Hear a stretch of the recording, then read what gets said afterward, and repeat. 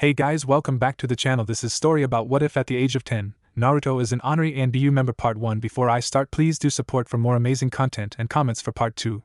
Do consider to subscribe my channel and share my video to your friends and check out the description as well. Let's start the video.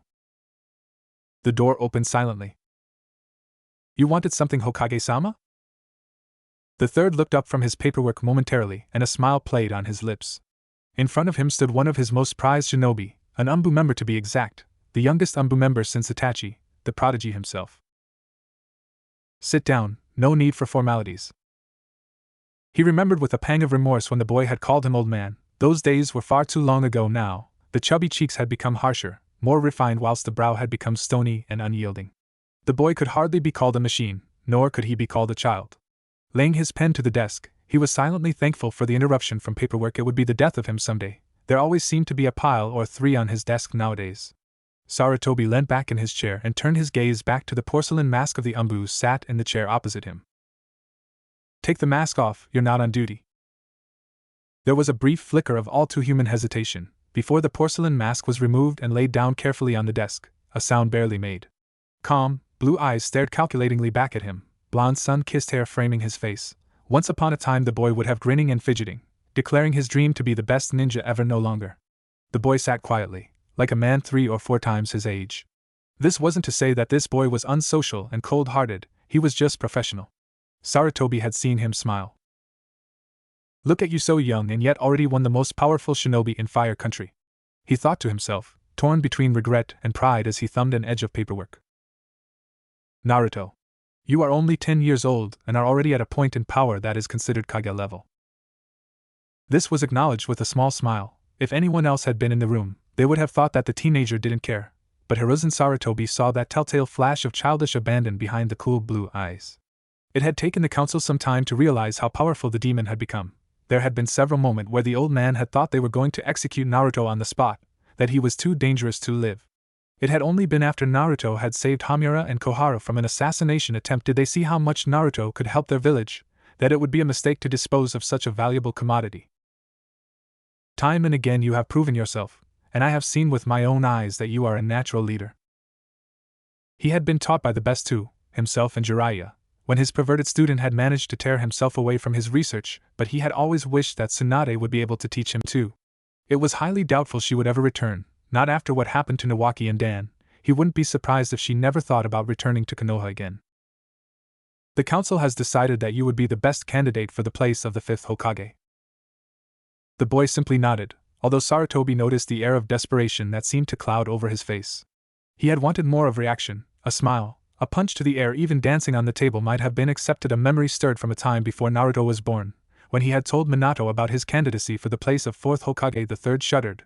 He never wanted that to happen ever again. It had been mentally scarring. However, continued the third, coming back to his senses, that promotion is hardly immediate. There is important training to be done before then. There is one more mission to complete before your apprenticeship of sorts can be made official. There's an entourage of shinobi traveling from Hidden Grass to Hidden Waterfall. Our spy in Grass thinks that they may be plotting to kill the daimyo of fire. Any particular reason? Naruto asked, leaning back in his chair and staring at the ceiling before remarking coolly, it's not every day you plan to kill the daimyo.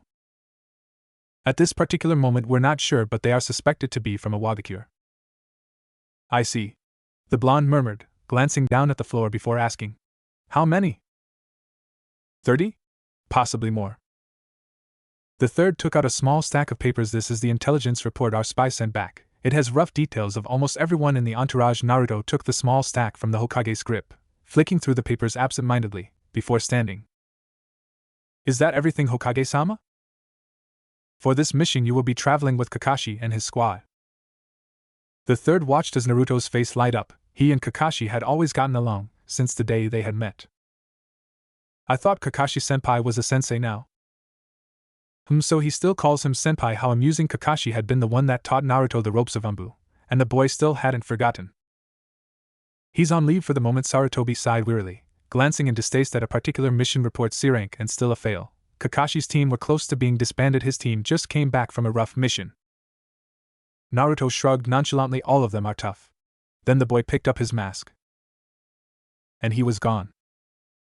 3 masked figures were stood in the shadows of the giant gates of Konoha. Code-named Kitsune leant against the wall, checking through the mission's provisions for the upcoming journey. The second was obviously a woman. Her light blonde hair swept up out of the way behind her head, loose strands a more common occurrence than she had hoped. Code-named Tora. The third was by far the tallest, with dark black hair that shone blue in the moonlight and framed the Anbu mask. He stood perfectly still. Code-named Yama. Kitsune was tapping his foot agitatedly. "He'll be here soon, Kitsune-sama," she began, more than a hint of playful sarcasm in her lilting, silky voice. "Please don't call me that, Tora-chan." Tora smiled underneath her tiger mask. She considered Naruto to be like the little brother she never had after she had lost her friend Dino in an incident with a missing nin on a mission they had taken together. Her team knew that she still blamed herself for his death. It was just in her nature, no matter what ranks he had attained. Yama still didn't move, but Kitsune didn't really care. Yama was usually the silent type, not going out of his way to make conversation. Tora cared, and jabbed him in the ribs. "Come on, Yama-kun, lighten up, will ya?" she teased, ruffling his hair with a gloved hand as Yama flinched. Before the man had a chance to reach boiling point, a brief rush of air signaled the entrance of a fourth masked figure into the group. A gloved hand was raised in a sluggish greeting. "You're late," Tora yelled, ready to pounce on the last member of the squad in her fury, but held back by the stoic Yama, his hair still ruffled and drooping over the porcelain horns of his mask. "Well, you see, there was the little old woman," and the fourth member started, rubbing his silver-haired head with one of his hands. The fist that swung by his face narrowly missed, although his hair swayed slightly in the breeze as it sailed past. Tora's grin couldn't be seen, but it was painfully obvious when she sang out. "Don't lie, Ini-chan, don't you know what they do to bad dogs?" Kitsune raised a slim eyebrow as he sensed a familiar chakra signal making its way towards the gate. The Hokage was really making a personal visit? The man was still wearing the robes of office, but kept to the shadow of the alleyway. It was hardly the place for the Hokage to be seen so late at night. "I wouldn't have expected you to come see us off on such a mission," Naruto remarked, standing at attention. "Well, it is your last mission as Anbu Black Ops. I should at least wave you off." Naruto couldn't help but wince at those words. His last mission? Would that really just be it? His dreams ruined for the sake of protecting the hidden village? After a rush of air, only the Hokage was left, but the feeling of uneasiness still stayed. Nothing would go wrong. This was Konoha's piercing wind he was thinking about here, the most accomplished Anbu Konoha had ever seen. The cool dawn finally arrived and the squad stopped for a moment, perched high above the floor on ancient branches, the permeating smell of rotting undergrowth strong in their nostrils. Kitsune had gone ahead to scout the surrounding area. "Are we there yet?" Tora whined, looping lazily around a branch in her insatiable boredom. "No." Yama all but growled, having been asked that question every 10 minutes for the past 2 hours. Tora swung round, landing nimbly on her feet next to the annoyed man, who was seconds away from throttling her. "It's still a day away," Inu pointed out, relaxing against the worn tree trunk, seemingly asleep, but still keeping an eye out for Kitsune. "Lies," Tora spat, although her tone was kept childish rather than acidic, nudging Yama playfully before laying out on a branch in the sun. Yama shook his head. Anbu were supposed to be the elite of their village. Then why was almost everyone insane? There was no warning for the hand that suddenly found its way to his shoulder, and he started forward, barely avoiding a fall from the branch on which he was perched. Kitsune stood, mask peeled back from his face in an expression of bemused confusion, resting casually as if he had been sat there the whole time. The team knew each other personally, the masks were simply for the enemy now. Kitsune liked to think it was better this way. "Anything?" Inu asked, beginning to stand, although he already knew the answer if Naruto had removed his mask, but the blonde still shook his head. "There was nothing I could find." Kitsune shrugged, rolling his shoulder as it were stiff before allowing his arms to drop to his sides. "There aren't any patrols and they haven't set any traps. So they haven't even noticed we're here yet." Yama chuckled quietly. "That gives us the advantage." "Indeed that it does. Everybody ready to go?" Kitsune asked, checking their surroundings one last time before replacing the mask. "We just need to get in and out as quickly as possible." Inu instructed his squad with a grave tone. "We want no survivors who could possibly continue in their attempts to kill or overthrow the daimyo of Fire Country. We want no trace that it was Konoha either. Tora, it's your job to clean up the crime scene and plant the evidence." There was a tense silence that even Kunai couldn't cut.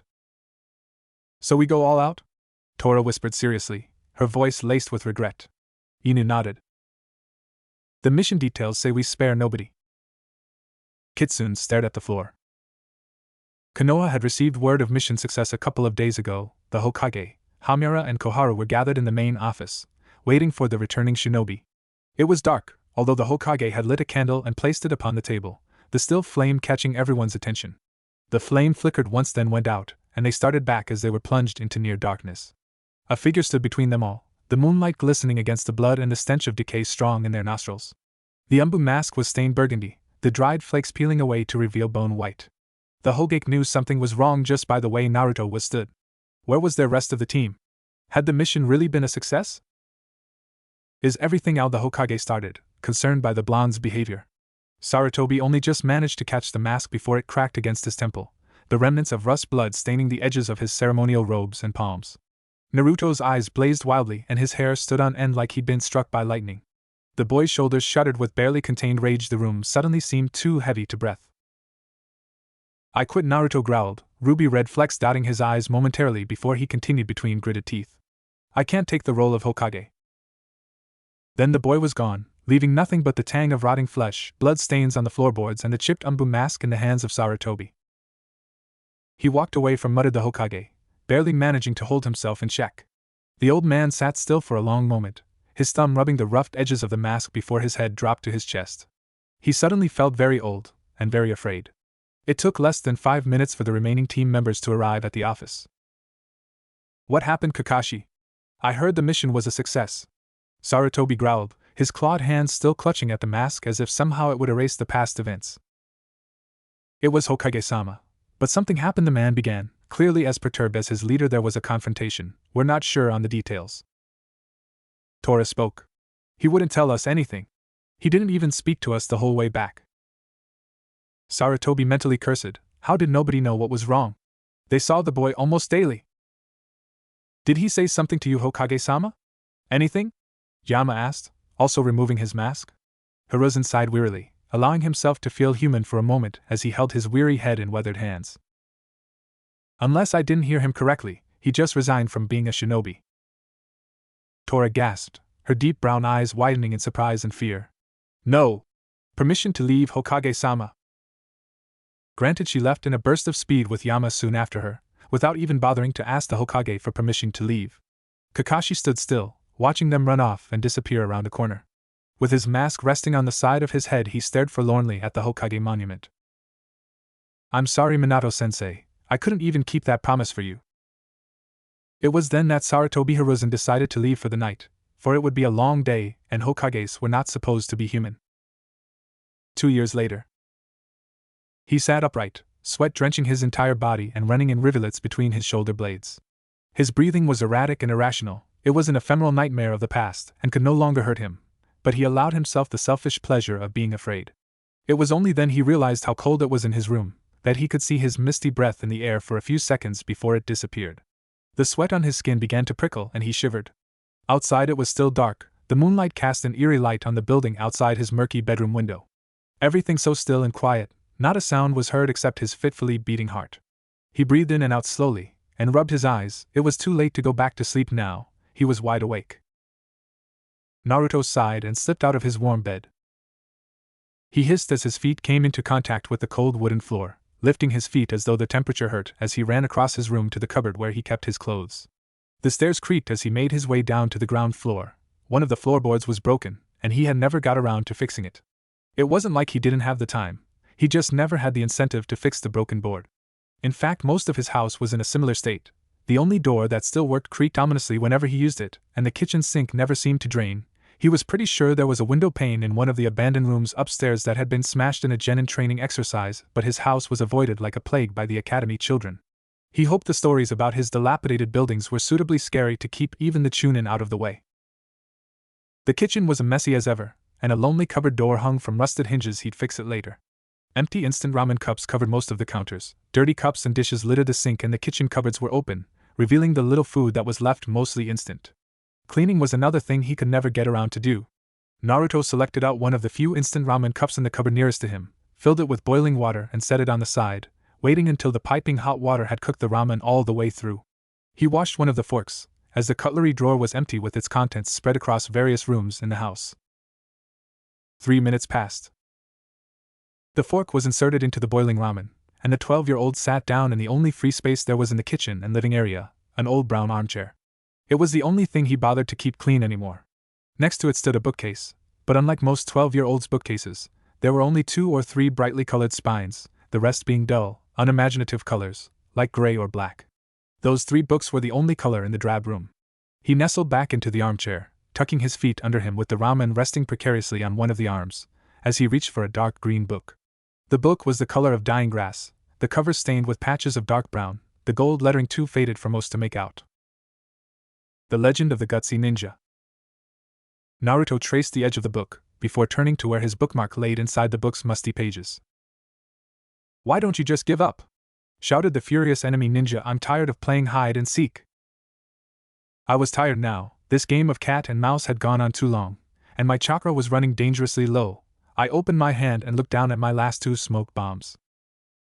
I closed my eyes and thought of home, my helpless comrades and countrymen, praying that my hopeless plan would work. Throwing the bombs, I disappeared from the enemy line of sight. Naruto ate a few mouthfuls of ramen before turning back to his book.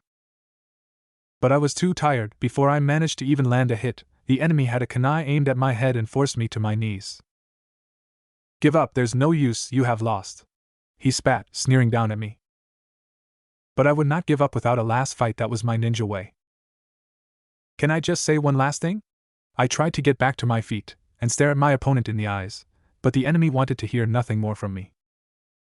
"I don't want to hear it," he yelled, slamming me up against the tree. "Just give up and die." The body, the clone, pinned against the tree, disappeared in a puff of smoke. I stood behind him now, with a kunai against his neck, trying to make me give up. Rage built inside me. I would never give up. A few more mouthfuls of instant ramen disappeared from the cup. "Kagebunshin?" the enemy whispered, suddenly realizing he had been tricked. I knocked him to the ground with the flat of my hand. "Even if you kill me, another will take my place. They will attack the village." He laughed, looking up at me evilly. "There will be no peace as long as we live in this accursed world of ninjas." This was something that my mind had turned to recently, the pain and suffering that we brought upon the innocent world. "I will break the curse then," I told him. "If there's such thing as peace, I will find it. I will not give up." The smug look on his face was replaced by confusion. Who are you?" he asked. A leaf fell from the overhanging trees. "My name is..." He set the book back down on the shelf and stacked the empty ramen cup next to it. It brought back bad memories, too many parallels that made his head spin. Jiraiya loved that book, as did his father, so it seemed by the note Jiraiya had penciled in the first few pages of the novel. Naruto had never loved the book. It seemed hollow propaganda more than anything. Fight for your village. Die for your village. That was all it really wanted to say in the end. There was nothing truly admirable about that. He was interrupted from his thoughts by the sunlight that had begun to filter through the small window to his right, letting him know that dawn was approaching, and that the shop that he worked in needed opening before the sun got too high. He did not own the shop. It was Jiraiya's. It wasn't the ideal place to work, but he had no parents to pay for the things that he needed, and he refused to accept anything from the sandame. He worked at a bookstore, where he sold the newest Ika books. Kakashi was a frequent customer, since he insisted on taking the brightly bound book everywhere, and they weren't exactly jutsu-proof yet. The amount of times the silver-haired jounin had come in with a soggy stodge of paper after a suiton jutsu that came a bit too close, or a piece of chart paper when he forgot to avoid a cat-on jutsu, were beyond human comprehension. Of course there were other customers that came, both men and women, but he remembered no faces. There was a small section near the back of the store that sold The Legend of the Gutsy Ninja and its much unknown sequel, but very few even bothered to look. But if they had, they would have seen a well-polished shelf and almost lovingly arranged stacks of books. But no one cared about those books. Ika was what came first. Naruto walked through his front door, quickly locking it before walking down the dim street towards the bookshop. The street was almost silent, and he could only see one window lit up, the shadows of human life stirring behind closed shutters. The street lamps were beginning to dim and die, and the sky to the east was turning a lighter purple. Sunrise was only an hour or so away now. People would begin to appear on the streets, and by then he wanted to be hidden in the shop which few people visited. The rusted, brown key entered the ancient lock, and there was an audible thunk as the mechanism opened and the dark brown door swung inwards, jingling. A little bell hung over the doorway.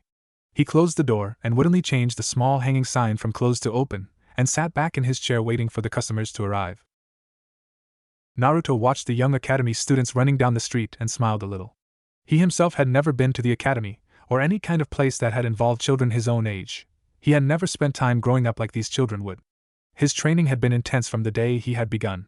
He had been ruthlessly pushed to be better than anyone else, perform things that people twice his age would be hard-pressed to follow. It had been living hell, constant sessions of healing to repair worn, malformed bones, their childish structure unable to cope under the strain of constant use, to repair torn muscles and chakra pathways. It was enough to wish that you'd never been born. The bell rang. "Good morning, sir," Naruto nodded from his seat behind the paneled counter, idly flicking through a book on the history of Konoha, a book he knew off by heart, but there were some sections he'd never get tired of. "What can I help you with this morning?" The boy's tone was abrupt, almost enough to be considered impolite, but his words were polite enough, and it was rare that his sharp nature would turn away customers, plus the true Ika fans knew that this shop was the one that mysteriously seemed to have the signed copies. The customer didn't seem at all bothered by the clipped tones directed towards him, and instead smiled lopsidedly. "Good morning there, Naruto. I suppose you heard that the new Ikas were in then? News travels fast these days." "I suppose it does." The customer wandered over to a gleaming bookcase, the heavy scent of old wood and paper an almost relaxing concoction. "You seem to be keeping well." "And you as well. I heard you passed your first genin team not too long ago." Kakashi sighed, shoulders tensed and head bowed. "It's not going too well, is it?" Naruto's tone broke, dropping from casual indifference to that of genuine concern, his book forgotten and his eyes firmly raised. "Who are they?" Kakashi seemed surprised. He made it a habit to drop by the bookshop every month or so after he discovered that his old student had reappeared amongst the musty pages. But the boy rarely responded to anything outside his work, and never had he talked about shinobi matters. "Uchiha Sasu. I bet he's just a bucket of fun." Naruto chuckled, rubbing his temples his right hand as he continued to look up at Kakashi. "The council decided I could teach him how to use the Sharingan," he shrugged, "and I got Harino Sakura." "Never heard of her, or the family. Do you think she's going to last?" "Truthfully, she has a little promise, but she's unfocused. Harino is just a young girl after all. If she's out on the field, and she's not focused, Harino will just get killed," Naruto noted dryly with a nonchalant wave of his hand. "Young or not." The older man nodded, disliking the coldness of the Naruto's words but not criticizing for fear it would stop the boy from talking. This was, after all, the first proper conversation they had had in a long while, but he couldn't help but wonder exactly why. "And a kid called Kensuke. You got Tora's nephew? Ouch." He was a little loud and a little volatile, clearly taking after his aunt in more ways than one, but his parents often tried to dissuade him from taking up the life of a Konoha ninja. They were a calm, respectable family more involved in agriculture than fighting. "He's unrefined," Kakashi noted, "but no matter how hard I push, they don't act like a team. It's not looking good for them."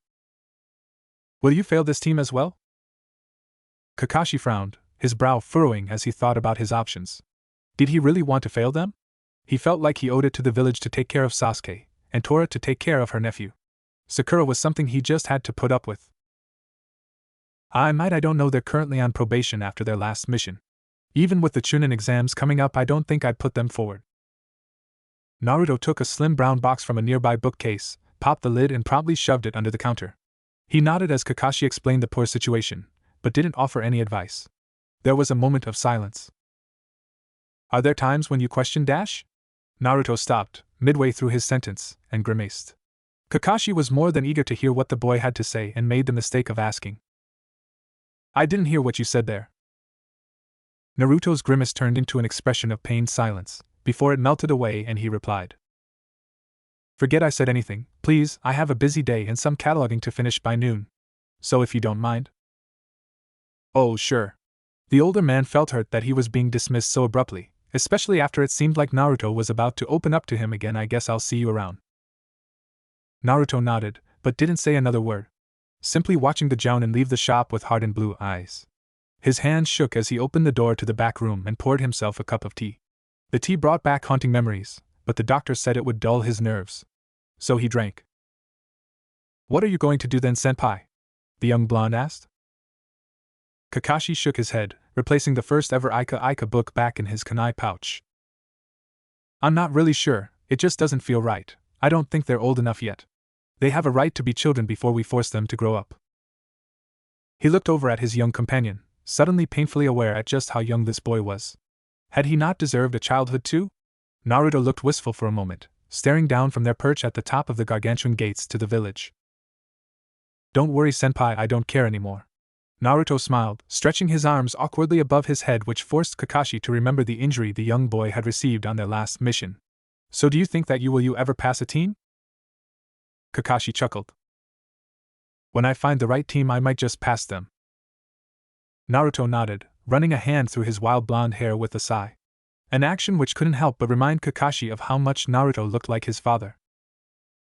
They'll have to be pretty special for that, huh? The sun had begun to disappear now and the sky was taking a purple hue, and since there were no customers there was nothing keeping him at the shop any longer. Business had been rather slow that day, not that it was ever hectic. It did have a particularly seedy reputation. He knew that as soon as the word got out about the new, signed, limited edition copies of Ica Ica Paradise that were being sold, the village's perverts were likely to crawl out of the woodwork. Naruto winced. It would not be pretty. He breathed out, unaware that he had been holding his breath. The run-in with Kakashi that day had left him feeling shaken, no matter how much herbal tea he had drunk. Just don't think about it. So much easier if you don't remember. If you simply forget, but there was something that refused to let him forget. There was something that refused to allow him to forget all the blood that he had shed. At the beginning he had been so young and naive, he had understood about life and death. Anbu would never have accepted him into their ranks if he did not, but he had never truly understood that what he did affected people indirectly. The man that had been hired by one political leader to kill another, most likely because he needed the money to feed his family, or care for them if they were sick. Without his income they would starve and die. Naruto would have killed the target if that's what the mission required. Only a handful of failed missions, compared to the hundreds he had completed during his years in Anbu. How many people had been affected indirectly by those missions? How many had starved? Died? Become too ill to care for their own families? It was the last mission that... No! He shook his head violently and picked up the keys to the shop, his hand trembling a little. No, it's all in the past. I'm sorry. The bell jingled as the door was opened, and Naruto could still hear the thing as he shut and locked it. I never meant for it to turn out like this. Stars began to flicker into life above the rapidly darkening streets, the moon already filling Konoha with a silver glow, and the still people on the street were buzzing with excitement. There was a festival tomorrow. Naruto wouldn't be going. He had never gone to the festival, no matter how much Jiraiya, the Sandaime, or Kakashi tried to force him to go. His house was just up ahead, but he turned down one of the side streets instead. The shaking in his hands hadn't subsided and he didn't feel like going home yet. It wasn't as if anyone would miss him if he came home late. It was dark now, the sky an inky black, stars a stark contrast, shining brightly. He avoided a trio of children who were too busy in their game to notice anyone in their way. He could hear as they disappeared was a girl yelling, "We're so gonna get done for this Konohamaru-kun." Naruto stopped and looked back in curiosity. Konohamaru? The grandson of the Sandaime Hokage? He strained his eyes to see if he could see the backs of the retreating figures, but they had already disappeared. Last time I saw Konohamaru he must have been about 4 or 5 years old. He laughed softly. I wonder if he remembers me. I used to see him quite often when he was younger. He continued his walk along the street, with no particular destination in mind, managing to skillfully avoid those main road where the most people walked. A cool wind ruffled his hair, making it dance like a field of straw. What he would give to start his life all over again. His feet took him to the outskirts of Konoha, towards the eastern training grounds. He only went there for one reason. The dark marble epitaph stood like a lonely stranger in the clearing, the moonlight reflecting on its smooth surface, the engraved names clearly defined in the stone's eerie glow. He crouched down next to the stone and traced a finger down the hundreds of names on the cenotaph. The first name that he knew. Uchiha Obito. He had been one of his senpai's best friends. He had died long before Naruto had been born, but he had been the one that had taught Kakashi that friends always come before the rules. His finger traced further down the marble surface. Namikaze Minato. The Yondaime, his father. I'm sorry, father, you wanted me to be strong and protect the village. I just can't do it. The next name that he knew. Kogandana. A teammate of Tora's before she became Anbu. He had been killed by a missing nin on a recon mission. The missing nin was Okini Mejuru, the third member of Tora's original genin team. She very rarely spoke about them. The next name was a fresher scar. Yuryu Asamaru. Yama. The details of his death were classified. Only those in Anbu and the Hokage himself had known how Yama had died. The only known thing about his death had been that he was killed in action, like the rest of those on the cenotaph. Naruto shook his head bitterly. Did they not understand? Did they not realize that becoming a shinobi only meant death and destruction? Destroying the long-awaited peace that others strived so hard to achieve? Why had he once dreamed to be Hokage? He didn't know anymore. Was it for respect? Power? Admiration? Fear? It had been a child's dream, nothing more. To be Hokage was to be the leader of the destruction and the destroyer of peace, nothing more than that. It was a foolish dream, he whispered in the night, but there was no one around to hear him. He stood to his feet, stretching his hands above his head, and yawned. The moon was high up in the jet sky by now. How long had he been out here? Longer than he had planned anyway. The breeze was cooler now, with an edge that wasn't there before. He pushed his hands further into his pockets. The house was cold when he got back, the rooms as silent as tombs. Naruto was the only thing that moved. He sat down in his worn armchair, casting a brief glance at the faded green book he had been reading earlier but resisted the urge to read. He heated a cup of water to make tea, but sat and simply watched the vapor trails until they wisped away and the water was cold. The room was given one quick look over before the light was switched off and the silent room was plunged into darkness. Tomb was a fitting word.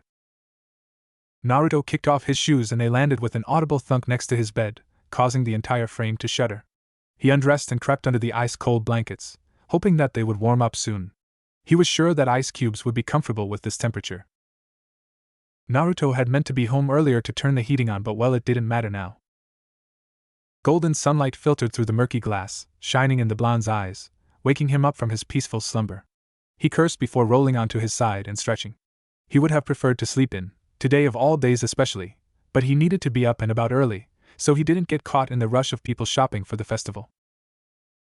Naruto boiled the kettle and grabbed the last miso-flavored instant ramen out of the cupboard, then cursed when he remembered that his shoes were upstairs. Pouring the boiling water into the cup, he bolted upstairs and grabbed his shoes from where he had thrown them the night before, and then bolted back down.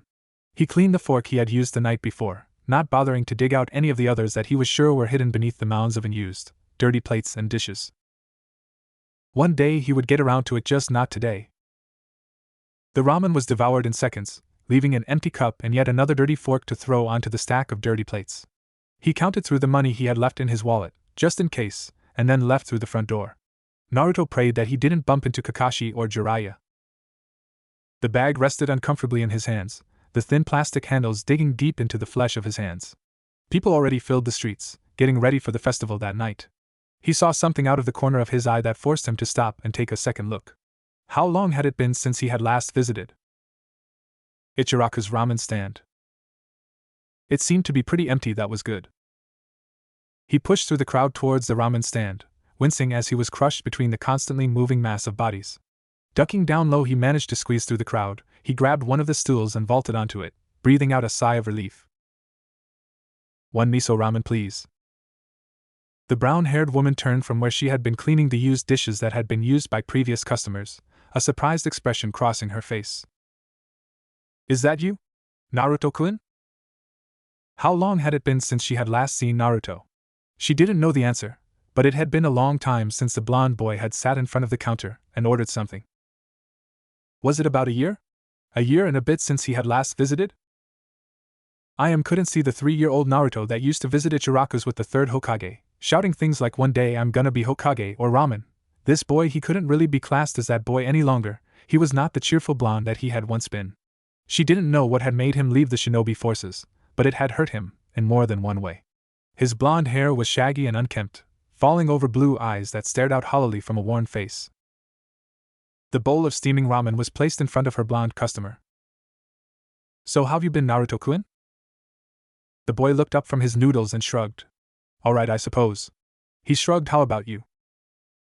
"Everything's good. We should be getting a lot of customers with the festival on tonight." She trailed off as she saw him tense up.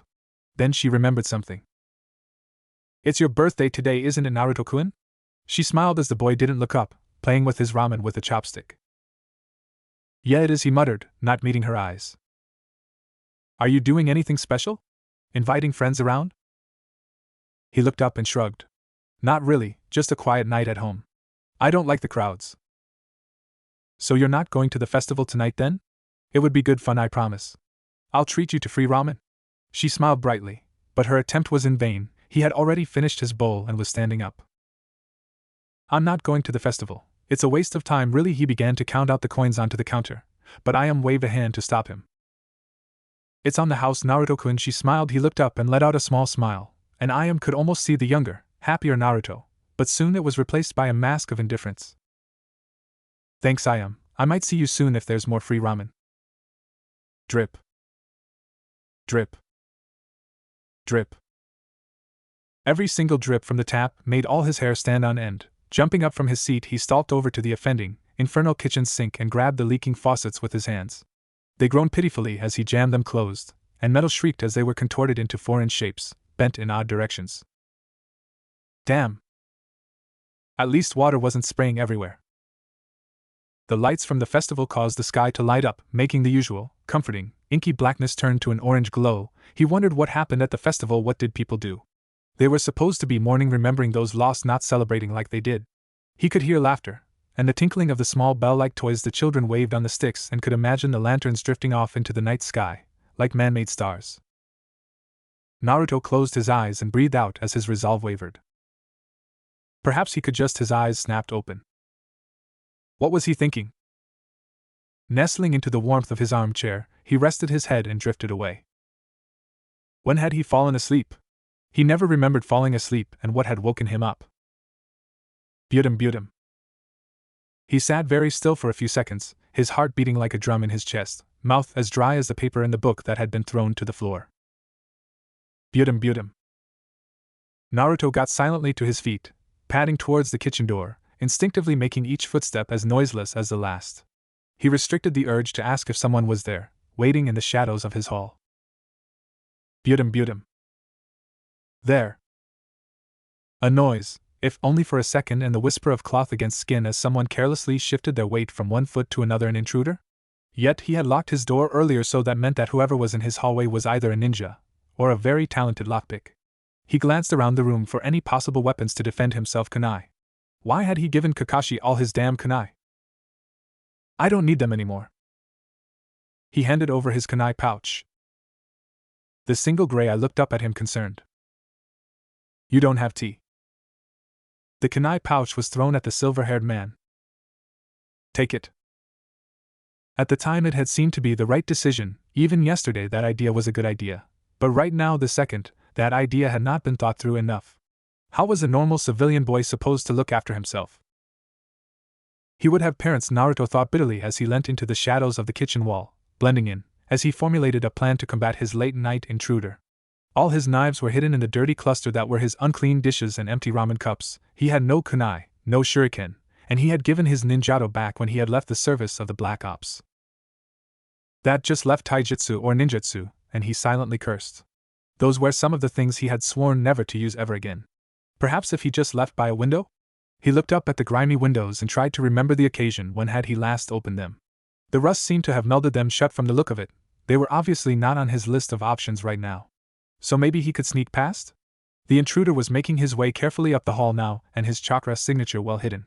The only thing that had Naruto alerted to his presence was the small rasping noise as the intruder's feet came into contact with the wooden floor. He readied his hands into the correct seal and breathed in. Damn! Why does this have to happen? My Seigekyu no Jutsu, he whispered, hoping that whoever was creeping up his corridor had not heard him. It was as if new life had been poured into his veins, like a refreshing wave that washed away the staleness beneath his skin. But he couldn't allow himself to be overwhelmed by the fresh power coursing through his pathways. This was the only way he could think of that did not involve violence. He had promised that day he would never commit an intentional act of violence towards another human being as long as he lived. Now completely unseen, Naruto waited without movement, until the intruder had begun to make his way up the stairs and into the upper rooms. The footsteps came closer still, and now Naruto could see the figure of a full-grown man, kunai in hand, creeping down the corridor. Naruto waited for the intruder to step on the squeaky floorboards, but the familiar sound never came, and it made his blood run cold. The intruder had scouted the house before. It was the only way he could have known about the floorboard. This is it, Naruto thought to himself, now or never. He stepped carefully from his hiding place, not making a sound. The jutsu might make sure no one saw you, but they could as sure as hell hear you if you put one foot out of place. The door was in front of him now, the silver-blue moonlight looking even more inviting than usual, bathing part of his hall in an otherworldly glow. His breaths were shallow and controlled, each and every footfall silent as falling snow. His pulse should have been racing, like anyone else in that kind of situation, but his pulse was merely quickened, and his mouth a little dry. Warm flesh touched cool metal as his fist enclosed the door handle. He stole a quick look back. No sign of his intruder returning yet, but he had to leave quickly. He threw open the door, and the hinges squeaked wildly, echoing around his silent house, and Naruto swore. The door was flung shut behind him as his heart beat hard rhythms against his ribcage as he disappeared like a wraith into the darkness of night, ghosting towards the main street with his feet gliding over the street cobbles, like he wasn't a being of this world. Normally the rooftops would have been a better option, as the streets were usually crowded or blocked off during the festivals, where the roofs were almost always empty, unless there were other shinobi going places as well, but a civilian moving on the roofs at night during a festival attracted a certain amount of unwanted attention. Naruto was certain that he had lost whoever had tried to attack him earlier, but he wouldn't slow down until he reached a main street, where there were more people to fade into. Even if it did mean going to the festival, he didn't have to enjoy himself. There's too many people, Naruto thought to himself as he avoided being crushed by the masses of bodies that engulfed him from all sides. He longed to go back to his house, where there was only him and the silent books, but he wouldn't be able to go back there tonight, just in case whoever it had been earlier had stayed there and wait for him to come back. Naruto needed to find Kakashi, and ask if he could crash at his for the night, but there was no telling where he'd be able to find the one-eyed Jounin teacher. Ichiraku's would have been nice and relaxing right now, but it would be full to the brim with loud, laughing people, and he had left his wallet back in his rooms.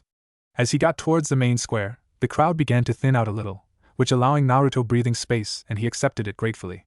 After 2 years of living a pretty solitary life, so many people in the same place became a bit unnerving. He scanned over the faces of the people surrounding him, searching for the face of the silver-haired Jounin. Kakashi always came to the festival, so where was he? Market stalls lined the street ahead of him, selling all manner of things, from toys and sweets, to clothes and trinkets. People crowded around each one, bartering with the stall owners for the best price. Perhaps Kakashi was along here? Naruto wandered along the street with his hands pressed deep into his pockets. Why did people come here? He had never thought to ask anyone that before. Why did they come to a festival that celebrated death and destruction? The street was bathed in a golden glow from the hundreds of fairy lights strung along the walls and the various stands selling their goods. Small children, awake far past their usual bedtime, ran through the crowd, weaving in and out of the people, laughing and shouting, the bell toys jingling with their footsteps. Naruto took the opportunity and smiled a little. It was nice to see them so happy and oblivious to the rest of the world, but looking around, it wasn't just the children.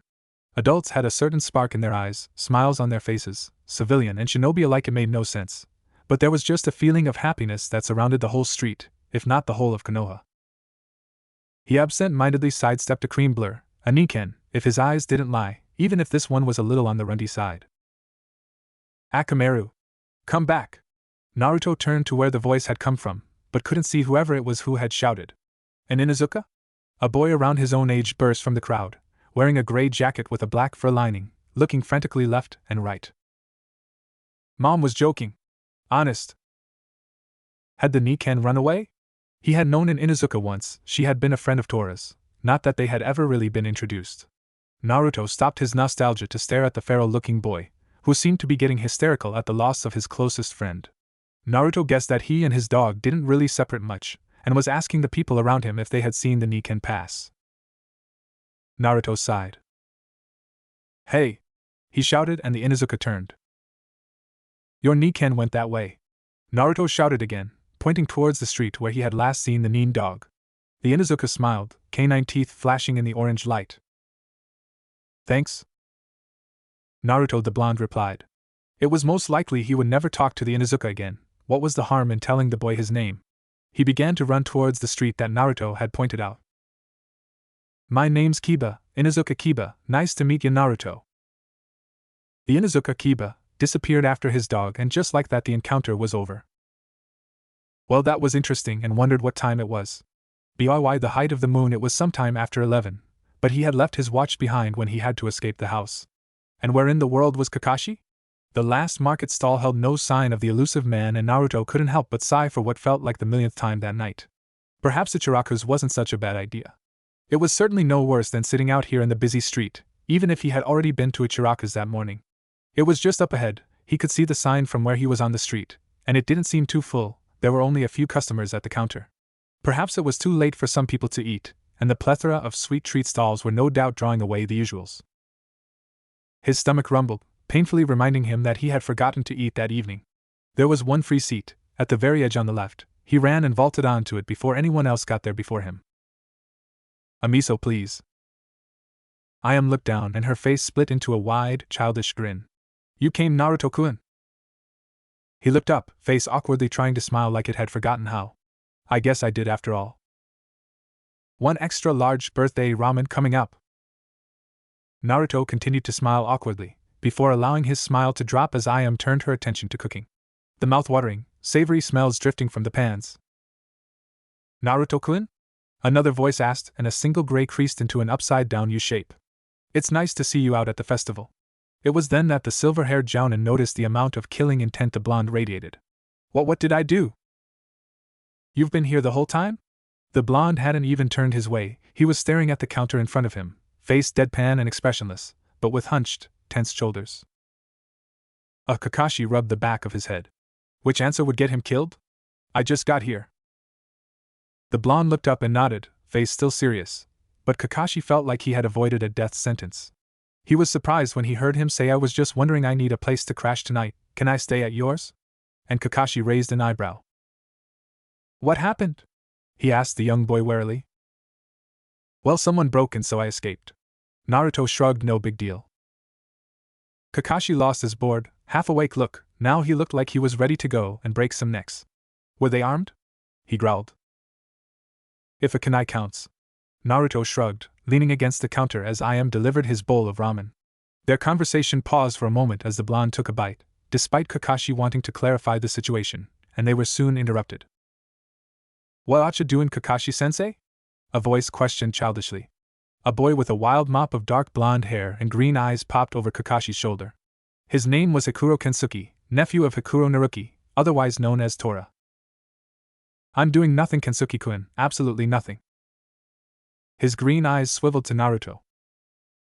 "And who's this Kakashi-sensei?" "A friend, Naruto. Meet Kensuke." He leaned backwards, so the other two members of Team 7 were visible. "The pink-haired girl is Haruno Sakura." She was pretty, Naruto thought, even if her forehead was a little on the large side, but Sakura was currently focusing all her attention on the other member of Team 7. And the last member, Kakashi hoped that Naruto wouldn't react to obviously Uchiha Sasuke. Naruto nodded. He had been friends with another Uchiha once. His second Anbu captain after Kakashi himself had been Uchiha Itachi. When Itachi had abandoned the village, Naruto had been promoted as the next Anbu captain for the squad. He had protested, refused and downright rejected the job with a vengeance, but after the Sandaime himself had asked the blonde, he had no choice but to accept the promotion. But Itachi's desertion of the village had hurt him deeply. "Interesting bunch you have there, sensei." Naruto nodded in acknowledgement, slipping in an old term which felt fitting for the situation. Kakashi hadn't been his sensei in years. "Sensei?" Kensuke opened his eyes even wider than they already were, making him look like an owl. "Does that mean Kakashi-sensei is your teacher too?" Naruto stopped and looked up at the fidgeting child. "No, it was a slip of the tongue," he said calmly, before he turned back to Kakashi. "So can I stay at yours?" Kakashi nodded and laughed. "It'll be just like the old days, huh?" Yeah, Naruto turned wistfully to his huge bowl of ramen. "Just like the old days." Kakashi turned on the light to the spare room, before walking over to one of the cupboards to pull out some spare linen.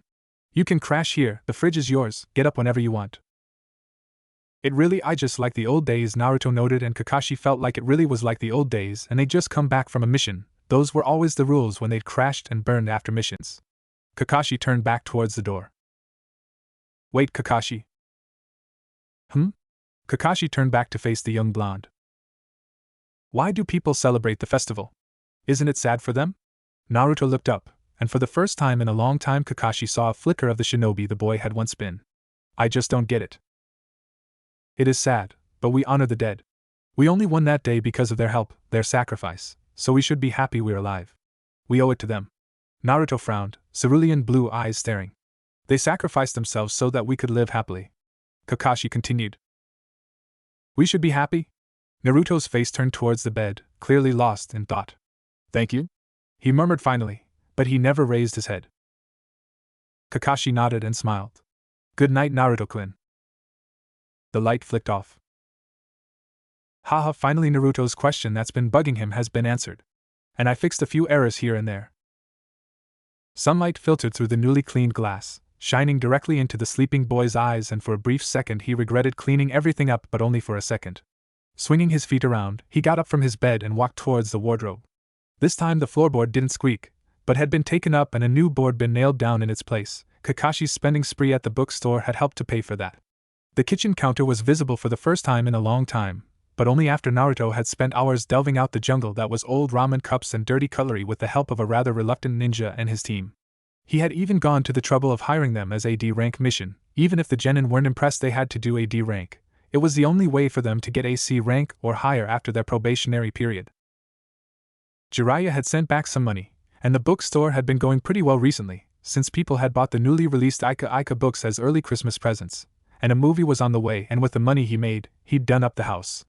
The kitchen had been cleaned, as had all the floors and windows, the floorboards had been repaired, the taps had been fixed, he had bought a few pieces of new furniture. It was going quite well in Naruto's opinion. Kakashi's team were out of the village, having completed enough D-rank missions to be given their first C rank, escorting a merchant back to his house on the outskirts of Suna. It was simple escort mission, no doubt they would be back soon. Am I missing them? I don't even know them that well. They had been around the house helping for a week, while Kensuke had just shouted a lot, but missing them?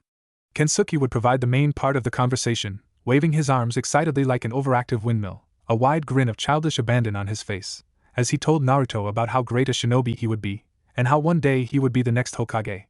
Naruto had just nodded politely, rather than telling the genin what life as a ninja was really like. Sakura would sit around, staring at the Uchiha like a love-sick puppy and occasionally adding her 2 cents worth to the conversation as well. The Uchiha had just stared darkly at Naruto, barely saying a sentence the whole time they had worked there, probably hating every second he and his team spent together. Kakashi was worried that perhaps Sasuke had remembered that Naruto had once stopped by his house to talk to Itachi, but he was sure that Sasuke wouldn't remember such small details as that. 2 years with nobody, then no more than a week with people around, and I missed their company? He shook his head. Since when did I get so sentimental? Suppressing a smile, he walked to the front door. He had spent enough time inside. A week passed. And then I defeated him all on my own, Kensuke finished. A fist knocked him off the stool. You did not, Kensuke. Sasuke saved us all. You didn't help. One little bit. A mad-looking Sakura stood over the poor boy, who was nursing a purple bruise on the side of his head. Sasuke was too busy ignoring everybody. Kakashi had actually passed this team? Their teamwork was so warped it was just inexistent. They had all decided to meet up for ramen at Ichiraku's to celebrate the completion of their first relatively successful sea mission. He had listened to Kensuke talk non-stop about the mission, about the things they had seen and the food they had eaten, and about the unforgiving landscape of Suna. So what did you do while we were away, Naruto-kun? He asked. Naruto shrugged, missing the company. Was what he wanted to say, but instead he blurted work. The Uchiha leant forward, directing his gaze at Naruto. You work? Don't you go to school or something? Well, that was the most I've ever heard him say. No, I used to go to school, that was kind of the truth, but I left. Kensuke's mouth turned into an O shape. You left school? Sakura asked as her jade green eyes widened in amazement.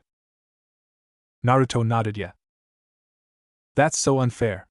Kensuke whined comically, crossing his arms and pouting in Naruto's direction. Was it the Ninja Academy? Sasuke surprised Naruto again by asking another question. What had got the Uchiha so talkative all of a sudden? Naruto bit his lip. Damn all Uchihas. No, it was the civilian school. Why'd you leave? Kensuke asked, his eyes like saucers. It was kinda creepy.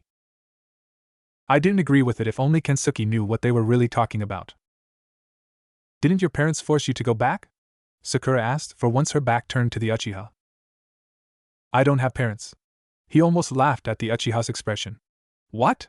He expected himself to be the only orphan. At least he still has a brother. I wondered why we didn't see your parents when we were tidying up, Sakura added. I thought they might be on a mission or something. Well, that's decided then. Kensuke stood up and slammed his hands down on the counter, earning a death glare from Ayam and Tuchi. You're coming to my house tonight for dinner. What? Naruto looked at the boy. For dinner? Yeah. Even Aunt Naruki said she would be there. Aunt Naruki? Tora?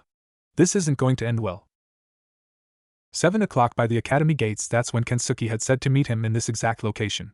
No doubt the boy was going to be a little late. Naruto laughed at his situation. He hadn't seen Naruki in 2 years, after he'd refused to talk to her, and now he was going to a family dinner with her? Did fate have a twisted sense of humor? The sounds of running feet met his ears and he glanced down at the watch on his wrist. Not too late then. I'm so sorry, I forgot how long it takes to get to the academy. Kensuke apologized, out of breath. I wasn't waiting long, a lie, but did it really matter if the kid was late? Mom. Dad. I'm back. He hoped that neither of them recognized him from his Anbu days. He had been around enough times at least for them to remember his face, but it had been 2 years. Was Tora not here yet? We're just about ready to start serving. Bring your friend through, Naruto heard a female voice say. Obviously this was Kensuke's mom. Come on. Kensuke all but dragged Naruto into the dining area. At the head of the table sat Kensuke's father and Tora's brother, Hikuro Taihei. He looked very similar to Naruki, except his eyes were the golden color of his hair, rather than his sister's brown, and his hair was a slightly more vibrant. So you must be Kensuke's new friend? Taihei hadn't changed since the last time Naruto had seen him. His voice was so relaxing and his personality so calm. Where had Kensuke come from? Yes. I am Uzumaki Naruto. The older man's eyes screwed up in concentration. Have I seen you around before, Naruto-kun? Goddamn Taihei for being so observant. I don't think so, sir. Oh, I'm sorry. Sit down, the food should be ready soon, he sighed. Is Aunt Naruki coming? Kensuke asked excitedly as they sat themselves around the table. She should be, but who knows what she does anymore, Taihei chuckled sadly. Naruto perked his ears. Naruki had always put her family first, so what was wrong? A woman with long, dark brown hair came through the doorway, carrying a tray full of various steaming dishes. Her light jade eyes were full of humor, but she seemed pretty relaxed, smiling kindly at Kensuke and her husband. Naruto felt that he was intruding in this family moment. He wanted to be any place but here. Well, I hope you like ramen, Naruto-kun. She smiled at him, including him in their moment of happiness. Kensuke said that you liked it, so I cooked it especially for you. A smile broke across his face, hoping that it didn't look too forced or awkward. He was surprised that Kensuke even noticed. He seemed to be too busy shouting things and waving his arms in the air to notice much about other people. Thank you, Kensuke, ma'am. No problemo, Naruto-kun. Kensuke grinned, not a hint of awkwardness about his expression, and Naruto couldn't help but feel jealous about the ease with which he could display his emotions to others. The bowls were set down on the table. Well, tuck in then, boys, Taihei smiled, gesturing at the food. Where was Naruki? 10 minutes into the meal, and a fair few bowls of ramen later, there was a knock at the door. Taihei stood up. I'll go get it, be right back. The sound of a door being opened, and then a squeal of delight, then rapid footsteps, and a figure launched itself at Izumi, Taihei's wife. Aiza-chan. Kensuke-kun. Kensuke was then glomped by the speeding figure. Hi, Auntie Naruki. It was more than obvious where Kensuke got his hyper-personality from. And whose? Deep brown eyes met with cerulean blue, and various emotions flickered through the brown eyes at 1,000,000 miles an hour, before Naruto was knocked to the floor by a well-aimed glomp from Tora. Naruto! Everybody watched as their guest was smothered by Naruki's suffocating glomps. Naruki-chan? I think you're suffocating the guest. Taihei pointed out. Tora finally let go, a smile plastered over her face, looking like an older version of Kensuke. How do you know, Naruto? Kensuke asked his aunt. Well, as she smiled and scratched the back of her head, long story far too long. Well, it's pretty early yet, Taihei started, but he was cut off by his sister. And miss out asking what's happened in my lovely family's life? But her fingers told a different story. Anbu hand code, it was the foundation of all Anbu missions. You couldn't run through a mission brief just before killing someone and alert them to your presence. Dash afterwards you have some explaining to do. Naruto sighed. Dash I look forward to it, Tora. Dash if you don't I will hunt you down this time, Kitsune. The meal passed without incident. It was late now, around 10. Kensuke yawned. I think it's time for bed for some people. Taihei remarked, his eyes also sagging slightly with fatigue. Obviously Kensuke was a handful. Kensuke protested a little before he was forced to bed by Izumi. Sorry, Naruto-kun, but we're going to bed now. Naruto stood. Thank you for inviting me, he bowed. Thank you for being so polite, Naruto-kun. Taihei smiled. Feel free to come again whenever you like. Are you staying in Muto? Taihei asked his sister. Sorry, Taihei-kun. She grinned. I got an important mission early tomorrow, from the Hokage himself. Ashamed, Taihei shrugged. Kensuke really misses you when you're gone. He's a ninja now, he can deal with it. Izumi and Kensuke had disappeared, leaving only Naruto, Taihei and Naruki. Shall I walk you home, Naruto-kun? Taihei asked, obviously completely unaware that Naruto could take care of himself. It's alright, brother, I'm going that way. I can take him for you. Naruki offered, embraced her, placing a single kiss on her forehead. Come back safely. So how've you been, Naru? He shrugged, then stretched his hands out in front of him. Bored? I see you're still in Anbu. Yeah, there's not else much now, especially after I got promoted. Naruto looked up, a hint of surprise flashing across his face. A promotion? You are now looking at Tora. Taisha. She bowed, flourishing her arms wildly, a huge grin plastered across her face. Naruto smiled, chuckling a little as he clapped slowly. A squad captain? Well done, Tora. It took a lot longer than I thought it would. It only took you a year to be promoted, Kitsune. She stuck her tongue out at the young blonde. I had extra help. She raised an eyebrow. You just had good teachers, that's nothing special. Naruto's head wilted, his eyes, once happy, looked pitifully lost. Maybe, but after merging with the Kyuubi he trailed off. There was a long awkward silence, filled by the footfalls of the two, as they walked side by side, down the dark, empty streets of Konoha. Taihei seemed pretty worried about you, Naruto pointed out, breaking the awkward silence. He heard about my promotion a few weeks ago, she sighed. He's a pacifist, and he gets worried about all the fighting I do. Naruto nodded. I remember him fussing over you when we got back from the mission to IWA, he acted like you were about 10.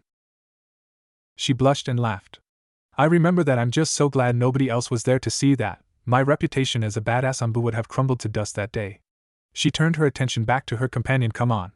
Lighten up a little, you know? She waved her hands in the air, and Naruto knew that Kensuke had gotten his personality from his rather erratic "and you're so gloomy sometimes," she pouted, you smile, but most of the time you don't mean it. Do I have to mean it? He asked, a rueful smile flickering across his face. She looked shocked. Even Kitsune knew when to kick back and have a good time. Naruto-kun. Remember the party? She laughed. Ah, Kitsune, it was awesome. Remember? She began to laugh, but stopped, trailing off into silence after she realized she was laughing alone. Please. Naruto had stopped walking, just staring at the floor, refusing to meet her eyes. Never call me that again. His voice was like reinforced steel. Tora stopped walking as well. Her usually ecstatic eyes were half closed in pain. Sema Mason. Naruto. Neither moved, nor made any attempts to break the awkward silence. So this is what it's like now, Naruki thought sadly. Is what he said really true? The biting wind whistled down the narrow empty street, breaking the depressed trance both of them were immersed in. So you've got a big mission tomorrow, Naruto started. Wanna tell me the details? Tora chuckled, the moment before disappearing in an instant, as if it had never existed. You know it's against the rules. Naruto grinned. Well, it's an S-rank secret. Tora chuckled. Apparently she checked the street, looking both left and right to check it was safe, and that nobody was eavesdropping on their conversation. Once she was happy that there was nobody listening, she whispered. Orochimaru has been sighted, around Otogekure. I see. Naruto nodded with clenched fists. Well, let's hope somebody at least manages to kill that snake. The mission is recon only, key Naruto. She sighed miserably. It was common knowledge amongst the Anbu that Naruto had promised to be the one to kill the snake Sennin. There were only a few people who knew the reason why, and even less truly understood why he wanted to kill the man with his own 2 hands. Shame. Naruto breathed, his breath hanging momentarily in the air before dissipating. You harbor too much hate. Tora cautioned in a worried tone. You want peace, but... I know. Hardened blue eyes met worried brown. I can handle it. What is the point of hating someone just because they think differently from you? She growled, unconsciously clenching her fists. You approve of what that thing has done? Naruto yelled. You agree with senseless pain and torture for a selfish cause? Tora stepped backwards, surprised at the amount of hate in the boy's voice, each word like a blade. Then perhaps you shouldn't stay here. He roared. Perhaps you should run off to that snake you seem to be protecting. Naruto, please. The blood was thundering in his ears. All he could see was her lips moving, and her eyes beginning to fill with tears. Make it stop. She was crying now. What was he even saying to her? He couldn't tell. Please make it stop. Why wasn't she leaving already? Why was she still there? Please. She was moving towards him now. She should have been afraid, but there was no hint of fear in those eyes. Make me stop. It was a whisper, but to his ears it was a shout. He forced his eyes shut. He didn't want her pity, or her forgiveness, as he deserved either. Warmth. "It's okay, Naruto-kun," she whispered in his ear. "It's okay." He felt the walls in his mind crumble as he sank to his knees in silence, yet he didn't even shed a single tear. "The Chunin exams? Already?" Naruto raised an eyebrow in Kakashi's direction, surprised. "Well." Naruto laughed, eyes sparkling momentarily, making them an even more vibrant blue than they usually were. "See? I told you that you liked them." The younger man seemed so much more relaxed than usual, more prone to rare smiles and rarer laughter. "Do you think they can do it, Naruto?" "I've never seen them train, so I wouldn't know." "Well, there's a solution to that. Train with them." Naruto's eyes took a more serious light. "With them?" It was a wistful whisper. "It wouldn't do them any harm," Kakashi shrugged, "and it won't do you any either." "Should I? If I help them all, there's less chance that they will die on the battlefield." From what his senpai had told him, they were all still a bit rough around the edges. Kensuke needed more work on his ninjutsu, which was, to put it nicely, in dire need of attention. Sakura, she had good intellect, when she wasn't focusing on the Uchiha, but everything else needed work. The Uchiha, his taijutsu style, needed perfecting, and Naruto had experience with fighting and exploiting the flaws of the basic Uchiha style, but the blonde sighed, his shoulders drooping in defeat. "Maybe." The silver-haired Jounin smiled. "There's a training session tomorrow morning, at 8 o'clock, training ground 7. Naruto nodded. Had he got himself into? He shut the door, wincing as the sunlight shone a bit too brightly in his half-asleep eyes. 7:50 a.m. Of course Kakashi wouldn't be there until 10 a.m. at the earliest, but he was sure the lack of a sensei wouldn't stop Team 7 from training. "Hey Naruto!" He turned, vaguely surprised that there was anyone passing his house so early that knew him. "Kakashi-sensei told me you were coming to watch us train," Kensuke shouted, waving an arm in greeting. "Finally decide to become a ninja?" "Yeah, something like that." A curious brown box followed close behind Kensuke, stopping every time the boy did. "Well, you got something following you there," Naruto said, pointing at the stalker box. The box exploded with a cloud of bright, multicolored smoke. "You got us." Cough. From inside the box emerged 3 figures. One of them was unmistakably Konohamaru, the second a girl with long red pigtails that stood up at odd angles and rosy cheeks, the third, a sickly boy with a runny nose. "They've been following me the whole way," Kensuke sighed overdramatically. "And cough, I bet you didn't see us, cough, huh?" Konohamaru coughed. Kensuke couldn't reply to that. "Hey, what's going on, guys?" an undeniably female voice asked. "Oh hey Sakura," Naruto greeted. The girl smiled pleasantly back at him, but when Kensuke raised a hand in greeting, shut it. Naruto felt for the kid as his face fell, the happy grin replaced by an unhappy frown. "So boss," Konohamaru turned to Kensuke, "you said you'd play ninja with us." Kensuke rubbed the back of his head. "I did." "Yeah," the snotty-nosed boy yelled. An evil aura surrounded Sakura, and her eyes flashed evilly. "Play ninja?" She raised a fist and poor Kensuke flinched. "That's so pathetic." Her fist flew towards the boy. "Boss! Let's run for it! The monster's gone crazy!" Konohamaru yelled, seeing it all as a game. "That set the pinkhead right off the wall. Why you come back here?" She began to chase the 4, her fists raised ready to blast them to oblivion, and then Konohamaru hit something tall and black, and young boy was lifted into the air. That hurt punk. Which way had they gone? In their mad dash for survival, Naruto had lost track of which way the 5 had here? Nope, Kensuke was close, he could hear him yelling, and Konohamaru too. Nothing much for it then. Naruto put on an impressive amount of speed, suddenly turning from a running boy into a speeding. But who were they? You leave shinobi are all wimps. He looked at the darkly dressed boy that held the Sandame's grandson, and a quick glimpse at the Hataite classed him as a genin. From him stood a girl dressed in purple, her hair ties up in spiky ponytails. Had there been one more boy there, Naruto could have safely classified them as the children of the current Kazekage of Suna. "Konohamaru!" The 2 other children yelled, unable to do anything due to the fright they felt, keeping their feet locked. To the spared glance at Sakura and Kensuke, they too were locked in place, only able to watch as Konohamaru dangled helplessly in the tall boy's grip. "And you're all annoying from this distance." Naruto could see the sinister smile that covered the older boy's face. "And I just want to break you in half." Just a few more seconds, Konohamaru. Naruto thought silently to himself, even if it does show me up, it was bound to happen eventually, and this Suna nin is serious. First I'll take care of this one. He pulled back a fist, and then I'll take care of the O. The Sunanin was pushed a pace backward, a hand unconsciously going to his bleeding lip. Konohamaru scrambled back towards the group.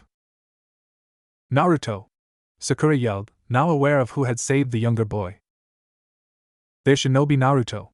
Come back, Kensuke yelled, his eyes wide, not with excitement or happiness, but fear. You should listen to them, you know, punk. The purple markings on the boy's face made his stare twisted. Uzumaki Naruto. Why do I want to know your name? The blonde shrugged. It's customary for the loser to know who beat him. The Sunanin laughed. The name's Sabaka no Kankuro. So he is one of the Kazekage's children. Kankuro looked down at the blonde boy, leaning in closer to whisper in the smaller boy's ear. And I'm a shinobi. Well, Naruto whispered back. Ever hear of the piercing wind? Naruto wished he could see the look that he knew crossed the Sabaka's face. Piercing wind, it had been his Anbu moniker, but he had earned it in Sunigakure, in a SS rank mission to assassinate the head of the Suna Anbu, Yaramaki. Naruto whispered, his hand seal almost unseen. Kankuro began to cough, clutching at his throat, stepping backwards towards where his sister, Temari no Sabaku, stood, a look of concern on her face. Naruto turned to his right, smiling at the red head who hung from a tree branch. Gaara no Sabaku. He nodded and turned towards Sakura and Kensuke. Sasuke Uchiha stayed where he was on the branch of the tree, rock poised for throwing. Had that been a hand seal Naruto had used? Gaara reappeared in a swirl of sand next to his siblings. You're an embarrassment to the village, Kankuro, the redhead said, his voice devoid of any emotion but hate. You were defeated by a civilian. Naruto suddenly saw the danger if Gaara found out that Kankuro was under a genjutsu forming the seals discreetly. He whispered Kai. Softly. Kankuro coughed once more, before taking in what felt to him like his first clean breath. We'll be going now, Gaara said quietly. Wait. Sakura yelled, do you have permission to enter the village? Of course, Temari laughed. Don't you know what's happening? Well, Kensuke started. Of course, the Chunin exams. Naruto thought Kakashi hasn't told them about it. It's the Chunin exams, punk. Kankuro told them, leering at the younger genin. Chunin? Exams? Kensuke turned to Sakura. Do you know what it is, Sakura-chan? For once the pinkette didn't hit him. Temari grinned at her brother. They have no clue. Turning back to the group, she sneered. We'll see you there. Better hope you're not against us. Gaara stood silently, staring, but not at either of the genin. He was staring directly at Naruto. The Ichibi, Shikaka. Naruto sighed. The bloodlust is just far too obvious. The sand sibling turned and began to walk away, without so much as even a farewell. Wait! Sasuke shouted, jumping down from his previous perch. Your name? Who, me? Temari blushed deeply. Well, I'm not you. Sasuke cut off, then pointed at the redhead him.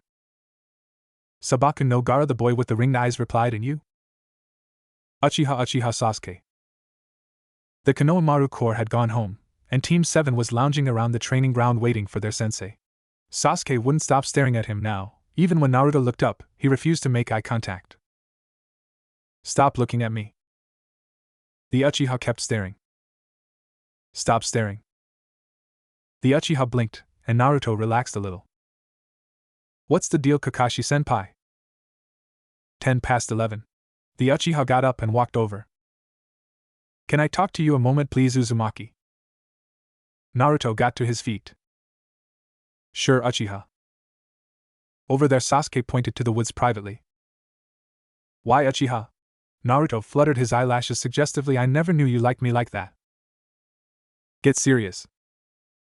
Sure. What was that back there? The Uchiha asked, concern visible in his slate-gray eyes. What the joke? Naruto laughed good-naturedly. It was only a joke, Uchiha. No, back when you confronted the Sunanin. What about it? Naruto asked, outwardly. His face only showed puzzlement, but inside his head was working at 100 miles an hour. Damn all Uchihas and their goddamn intellect. Your hand, it looked like a hand seal for a genjutsu in A-rank genjutsu. Really? Naruto frowned. I don't remember doing anything like that. Perhaps you didn't see right? He would give up the game eventually, but he would not let the Uchiha win this one, not now. HN. Now that's more like an Uchiha. I'll keep an eye on you, Uzumaki. He stalked off, leaving the blonde alone in the clearing. Sure you will. Sasuke. A grin crossed his face. Sure you will. He followed the Uchiha back to the training ground. This will be interesting. Where is he? Kensuke whined, plucking repeatedly at the grass by his feet. Team 7 and Naruto sat around the training ground, waiting for the perpetually late Jounin. Come on, senpai, I need to see what these kids can do. Naruto sat a little way from the genin, back rested against a nearby tree. He had to say, he was pretty surprised that the Uchiha wasn't training already with the amount of times he had come back from night patrol and come across the child training with Katon Jutsus. He remembered being vaguely impressed at the power of the jutsus the academy student had produced. Did Itachi-senpai ever teach him the dash? The Uchiha stood up abruptly, cutting the blonde's train of thought. Why should we wait for him? Sakura leapt to her feet, eager to agree with the dark-eyed boy. Yeah. Naruto resisted the temptation to roll his eyes. He was sure that if Sakura stood on her own 2 feet just once, she would be a more than proficient kunoichi.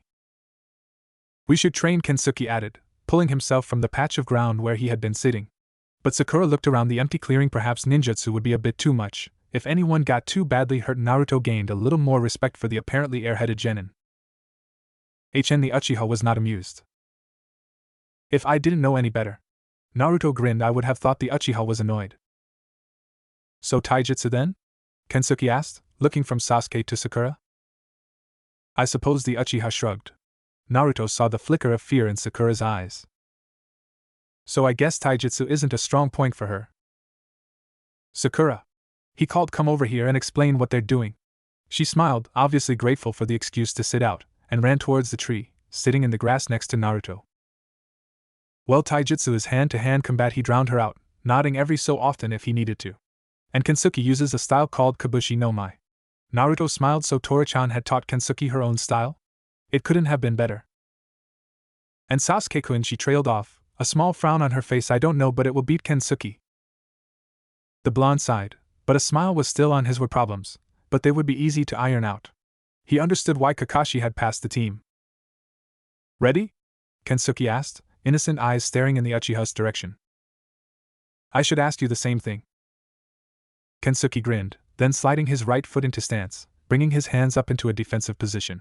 The Uchiha stood, staring. Sighing, Kensuke rolled his eyes. Do you ever strike the first blow, Sasuke? Kensuke covered the ground between them in a few seconds, fist poised ready for striking. The Uchiha dodged to his left, avoiding the aimed fist with ease, before returning a blow of his own to Kensuke's rib. The younger of the two boys regained his breath, before sliding his foot back. Still not good enough. Kensuke is a proficient taijutsu user.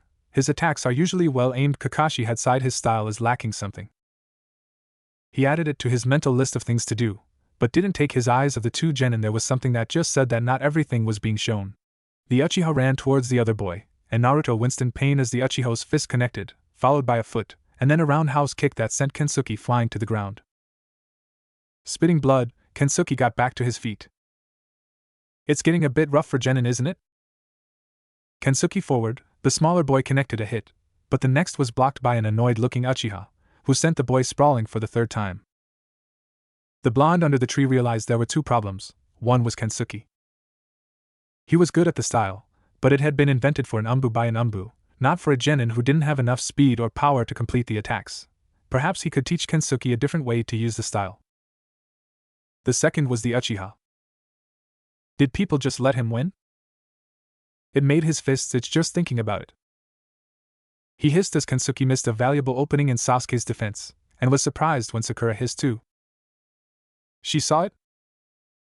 Kensuke laid back, stretching his bruised and battered limbs out on the grass.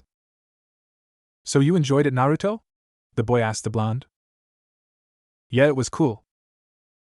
Sasuke stood still, waiting for their sensei to arrive. Naruto frowned. Teamwork was important. Why did the Uchiha never join in? You remember Aunt Naruki? He turned back to Kensuke, wondering where this conversation was going. She told me about the team she heard of. He lowered his voice to a whisper in Anbu. Oh no, Tora-chan, please say, Naruto thought. Kensuke nodded sagely, like it was a top-secret matter. Go on, Naruto said, not liking the turn the conversation had taken. Well, she told me about a young boy who was one of the elite. He was called, he looked left and right, Kitsune.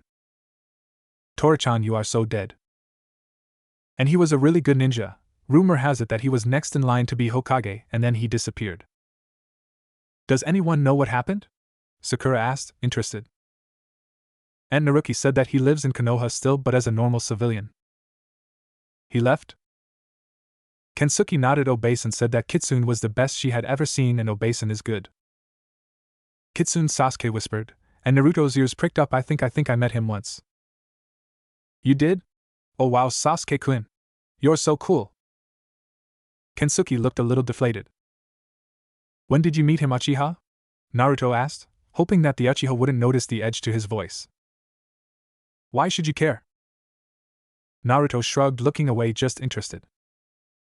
There was a silence. He knew my brother, I think. He hoped the genin wouldn't press the topic any further if the Uchiha remembered too much. Sure, he had planned to give up the game at some point, but if the wrong people knew he was alive, it could end up very badly for a lot of people, not just for him. What was he like, Sasuke-kun? I don't really remember. He had a white mask, with he ran 4 fingers down the center of his face, 4 red stripes down the middle, and the usual Anbu uniform. I remember finding it odd that he was the same height as me. Curse all Uchihas. Naruto growled. He was the same height? Kensuke frowned, wincing as the expression caused a bruise on his chin to flare up in pain. So was he just short, or was he young? Like really, really young? The genin sat and or stood respectively, wondering silently about the identity of Kitsune, whilst Naruto sat, fuming. Not that you would have guessed from his expression. Yo! Kakashi winced, as he looked into 2 murderous cerulean blue eyes. This is not going to end well. You're late! Kensuke and Sakura yelled, pointing accusing fingers at the extremely late sensei. I'll be more than late when Naruto is through, Kakashi thought. The silver-haired jounin rubbed the back of his head. I got lost on the road of life. The 3 genin deadpanned. Sure, sensei. Kensuke sighed. Sure. The midday heat was stifling, but Team 7 had just rested under the shade of the trees. Do you know about Kitsune, Kakashi-sensei? Kensuke asked. Naruto suppressed a groan. What had the kid got against him? Well, I met him a few times, the older man admitted. Really, what was he like? Sakura asked, and Naruto noticed that Sasuke also sat up a little taller. Well, he was certainly good at what he did. But what did he look like, sensei? Kensuke interrupted. None of us know. Naruto wanted the earth to open up and swallow him. What is with these kids and their obsession?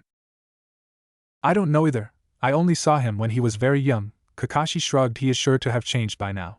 Naruto let his breath out, completely unaware he had been holding it. How old would he be now then? Sasuke asked, surprising the other members of Team 7. He would be your age. What? All 3 members turned to Kakashi in shock. Our age? The jounin nodded. He was Anbu before we even joined the academy? Kakashi nodded again. Does anyone know where he is? Sakura asked. He still lives in Konoha apparently. Kakashi shrugged. Not many people know where. Do you? Sasuke said in words what the other 2 genin were thinking, or on the verge of saying. Well, the jounin looked over at Naruto, who was glaring like a sharp battle-ready kunai. But the Kopinin carried on as if nothing was wrong. Some say that he hangs around in the forest of death every full moon, but that's just old gossip. Naruto groaned as he realized that each of the genin had the full intention of going to see if the rumor was true. The full moon was tomorrow. Yet the forest of death was dangerous to genin. Hell, even most jounin were at risk from some of the things that inhabited that deadly forest. Naruto waited until the genin had gone home in order to vent his frustration. Why the hell'd you do that? Naruto yelled, his cerulean eyes no longer calm, but like a thrashing river, fists clenched. All memories of the time. They need training, what better way? He said offhandedly, Ika book open, scanning pages. Look at me when I'm speaking to you. The blonde hissed, wrenching the book from the jounin's grasp, throwing it to the floor. Why should I? The silver-haired jounin snapped, for once losing his legendary indifference. Gray like steel, you're a nobody. By your own choice. The 2 stood silently, facing each. Tension was almost palpable, and Kakashi had a feeling that it wouldn't be long before blows were traded. He had absolutely no desire to test out Naruto's skills after 2 years of withdrawal from the Black Ops, since the blonde boy could have easily beaten him before. Sighing, he slouched. I'm sorry, Naruto-kun. And he really was. No, it's alright, it was silly of me to overact, senpai. The blonde had his head in his hands. Kakashi crouched and grabbed the orange-bound book from its precarious position on the ground by their feet, placing it back in his kunai pouch, and then drew something out. Naruto's breath hitched in his throat. That? It's only for a night, but you can be Kitsune again, Kakashi said quietly. It's nothing official, no missions, just. But all Naruto could hear was his heart pounding as he reached out for the all too familiar Anbu mask. 4 red lines ran down vertically from forehead to chin. Kitsune. The Hokage gave it to me, Kakashi explained as Naruto took the mask from his outstretched fingers. He told me he remembered a time when you said that you would never take it off. I said that? I suppose I did. He ran his fingers down the red stripes. There were too many memories he had forced himself to forget related to the mask. The porcelain surface was still as smooth as it had ever been, looking almost as clean as when he had first seen it, but a small fracture on the bottom length of the mask convinced him it was the original. The last time he had seen this, it had been discarded at the feet of the Sandaime, and its clean white surface had been covered with drying blood. Flipping it over, he traced the faint lettering on the inside. From Tora, Yama, Inu and Kei, good luck in Anbu Kitsune. The faces flashed through his mind as his hands passed over each of the names. Kei, Naruto doubted he would ever see his face again. Yama would never be teased by Tora again. Inu, but he was no longer Inu. Kakashi had moved on with his life. Tora was still Tora, the last of the 4, her smile still as vibrant, her teasing just as present as they ever were. Everyone had moved on. Why hadn't he? Had he been so focused on forgetting the past he had become a part of it? Just once he whispered, his eyes shutting wearily, his hand dropping to his side. Without him, the genin could die in that forest. He hadn't known any of them for that long, yet somehow they had just inserted themselves into his life. Twisting on his heels, he left the silver-haired Jounin alone in the training ground. Kakashi turned, facing the Hokage monument, but instead of looking at the usual face, he turned to the Sandaime. See, I told you he would take it back. The Hokage had heard about Naruto's life since he had left the Black Ops, and had asked Kakashi help him. He hoped that it had at least made a little difference. He stared at it. It stared back. It was a never-ending staring competition. On the bed next to the ever-staring mask, lay his ninjato. It had been there when he had got back home from the training ground, placed on top of his sheets, gleaming like it had just been cleaned. He hadn't touched it yet, it had stayed where it had been set down. Why am I doing this? He thought wearily, resisting the urge to curl up and forget anything and everything that had happened that day. Why am I going back to the life I left? He had no answer, not yet. Next to it laid an old issue Anbu uniform, like the type he used to wear, but significantly bigger than the last. 2 years was long enough to grow out of something. More than long enough. There were other things on his mind racing through at the speed of light. I might not be any help after 2 years. Things are forgotten easily. With that thought, an uncomfortable amount of fear ran through him, causing him to clench his eyes shut and breathe out sharply. I won't let them die. He would have to train. Just to see. Just to see if he could help them. They needed to be trained, they needed to survive the Chunin exams. He would not let them die. The rustle of the uniform was nearly painful, as he put it on, yet soothing, almost hypnotic, others might have said. The ninjato was firmly placed on his back, the hilt over his right shoulder, its weight as comforting as the sound of the uniform. He stood there for a while, staring at the unemotional, striped mask in his hands, the ties hanging limply in his grasp. Doubts ran through his head. Suspicions. Second thoughts. What if the Hokage forced him to rejoin the Black Ops? What if that day repeated itself? His knuckles turned white as his fingers dug into the white porcelain. He knew then that he would never rejoin Anbu. It would destroy what little sanity he had managed to grab a hold of. But I won't let them die, he whispered, placing the cool mask over his face. He let out a deep breath. In a blink he was gone. The window swung on its hinges as if seeing the boy off, waving a forlorn goodbye. Kitsune. It was so easy to fall back into that character even if he was as much Kitsune as Kitsune was him. Yet Kitsune was the ever-alert, stoic Anbu. Naruto was the boy who lived on his own in his own apartment. They were different people. The wind rushed past as he ran along the rooftops, racing the other shinobi that used the highway. He had missed this, the freedom to be whatever he wanted. Casting a glance around, he noticed there was a distinct lack of Anbu patrolling the rooftops. Kitsune shrugged. The rules were sure to have changed in the time he had left. Now that he was back, he would have to look them up. He was currently heading west towards the larger, unused training grounds. Training Ground 1. It was one of the largest, but also the furthest from Konoha, in case he practiced anything too drastic. He would have to sneak through the other training grounds to get there. The taller buildings were replaced by smaller houses, probably a civilian quarter. The wind carried an interesting scent, like 1,000 flowers. He peered down into the street, suddenly curious where the otherworldly smell was coming from. Yamanaka Flower Shop. As in Yamanaka Inoichi? He suppressed a laugh. The last time he had seen Inoichi was when the blonde jounin had been interrogating a man suspected of being an IWA spy. It had taken the Yamanaka about 3 minutes to render the IWA knee into a jittering pile, having spilled his life story to the blonde jounin, and revealed his purpose in Konoha. A man like that owned a flower shop? He stopped for a moment. Kitsune sat on the edge, his feet dangling over the rooftop. 13 years and he had never seen this street before. There were only a few people on the street, going about their own business, but 4 figures caught his attention. Shikamaru sighed. Troublesome. Next to him, Chuji was busy emptying the 1,000th bag of chips, not even offering any to his teammates. Not that they really cared. Asuma took a drag of his perpetually present cigarette, the smell of smoke lingering around him. Ino wrinkled her nose. Sensei. She wafted a hand in front of her, in a vain attempt to clear the haze of smoke. The smell stays in my hair for days. The blonde whined. The bearded jounin shrugged. Chuji finished the packet he had been eating and pulled out the next packet, then continued to eat. Shikamaru sighed again. It had been a long day. He had been told about their nomination for the Chunin exams, trained a bit, ignored Ino and stared at clouds. And now they were finished, and like they did every other day, walk Ino back to the flower shop. Something caught his eye. He looked up to the rooftops. There was a tiny flicker of movement. He was sure that the tiny flicker he had seen had been a foot. He glanced back at his team, wondering if they had seen it too. Ino was too busy complaining about everything, and Chuji was too busy doing what he always did, eat. But Asuma was also looking at the rooftop, but what puzzled Shikamaru was the faint smile on his lips. What's going on? Asuma looked down in surprise, and then smiled at Shikamaru's expression. It would be too troublesome, believe me, Shikamaru. So there is something going on, but what? The Nara sighed again, digging his hands deep into his pockets. At least Ino was home now.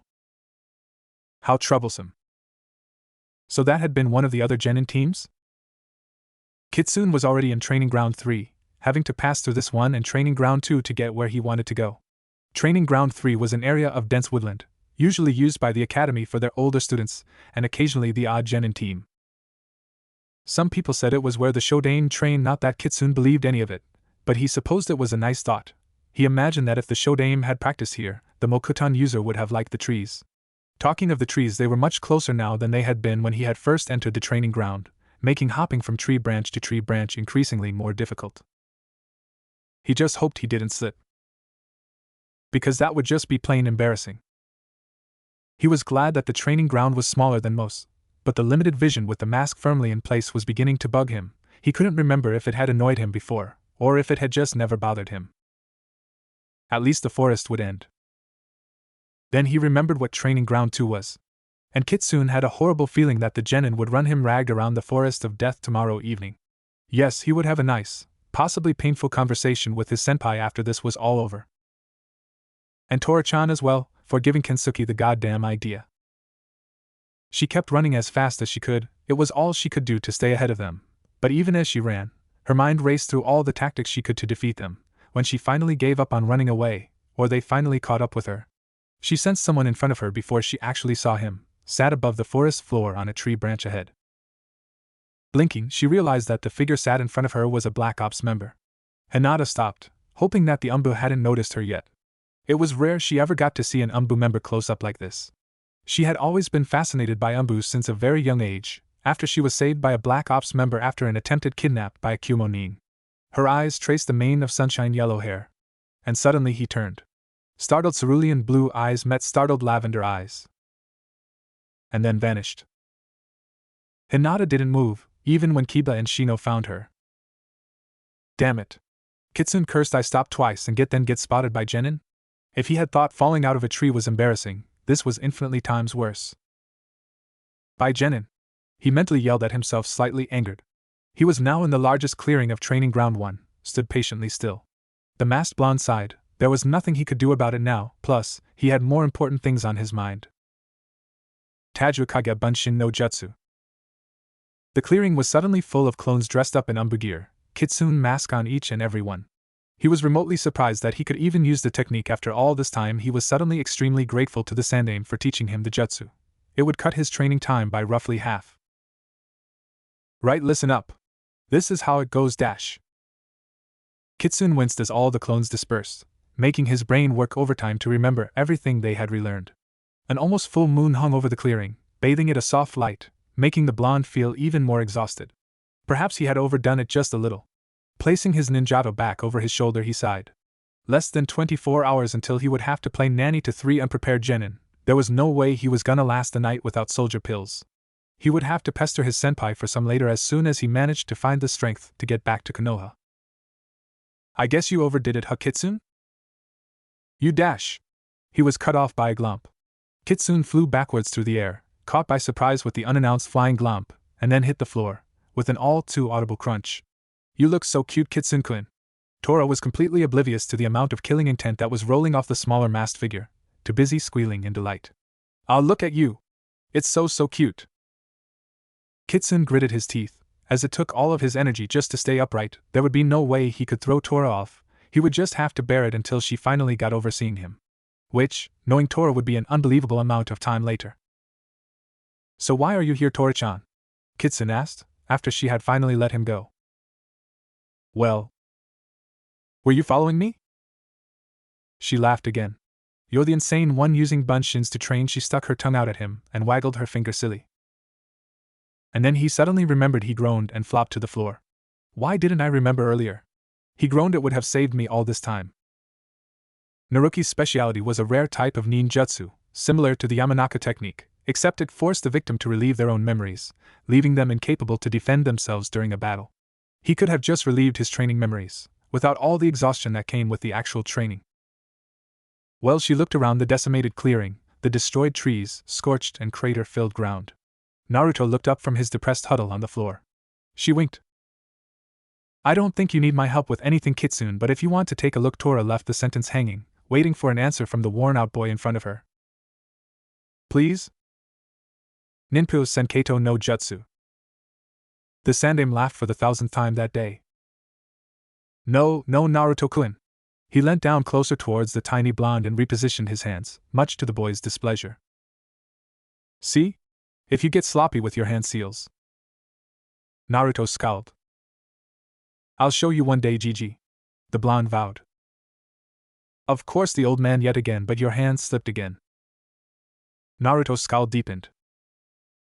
Kitsune-kun, you were so adorable. Tora squealed. Kitsune scowled, much like his younger, 3-year-old self. I don't think this will get us anywhere. I can remember this stuff. Sposport, Tora pouted. Right, Gaki, chakra control. Jiraiya sat in front of a still tiny Naruto. Naruki, Kitsune growled. But. He sent her a death glare, and she sighed. Fine, have it your way, almighty master. The Sandaime reached for a smallish black box, covered in black velvet, and handed it to the serious-looking blonde-haired boy in front of him. Go on, open it.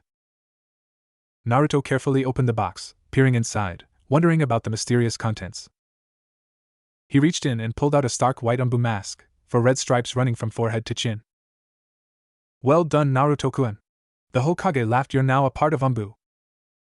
Naruto looked up suddenly, his previous somber demeanor all but vanished, huge grin covering his face. Thanks, Gigi. I'll never take it off. An Anbu with a dog mask appeared at the Hokage's side. This is Inu. The Hokage motioned. He will be your mentor for the next year. Inu removed his porcelain mask and smiled kindly at the blonde, who smiled nervously back. I'm Inu. He held out a hand, feeling a little stupid introducing himself again, after the Hokage had already introduced him, but he didn't know how to act around children. Whatever he had done, though, had been the right thing to do. The small blonde grabbed the older teen's hand, and smile grew. Kitsune, the next Hokage. Tora turned to the blonde, who was still sat in the dirt next to her, concerned. It's all right, he smiled, nothing like the childish grin he had worn in times past, but a weary, grief-ridden smile, a washout. Perhaps send it forward a couple of years. #. Our mission is this. Case started, carefully making sure each member of his team heard the mission brief, In an S-class mission it was vital we need to retrieve a scroll stolen from Konoha a few hours ago. We know that it is traveling southeast in a trading caravan heading for the borders of Kaze no Kuni. Kitsune nodded. He had been on many missions by now. Very little of the carefree child from 3 years ago was left. Kei continued. We are to retrieve the scroll. Do not hesitate to kill any that get in the way of your mission. Hi! 2 members of the group stood, but the third remained crouched next to Kei. Does that mean we try to avoid contact at all costs, senpai? Neither spoke. There was only silence, broken by birdsong every so often. It was known between them that neither liked mindless violence. They did what they were told, and that was it. One stood up and began to walk towards the other 2. Kitsune? The still crouching boy stood up and walked over to the blonde, then handed him something. A small tightly bound scroll. It's a few katan techniques I thought you might like. Kei shrugged. You don't have to learn them if you don't want. Arigato, senpai. Kitsune scanned the scroll before putting it into the pocket of his uniform. Anything useful? Tora asked, beginning to think it might have been a bad idea. She didn't want to drag it out any longer. Kitsune nodded. He had forgotten about that scroll. A little bit, but he shrugged his shoulders a little. I need to rest. Tora nodded. She had known the boy had pushed himself further than he should have. Come on. She held out a hand to pull the boy off the ground. I'll take you home. A few seconds later, the near-destroyed clearing was empty. Sakura clutched at her skirt, hoping that the 2 boys in front of her didn't notice how she lagged behind slightly. Those 2 were always leaving her behind. A twig snapped. What was that? She spun to her right, her heart pounding rapidly. Is something wrong, Sakura-chan? Kensuke had stopped and turned back towards her. Sasuke had kept on walking.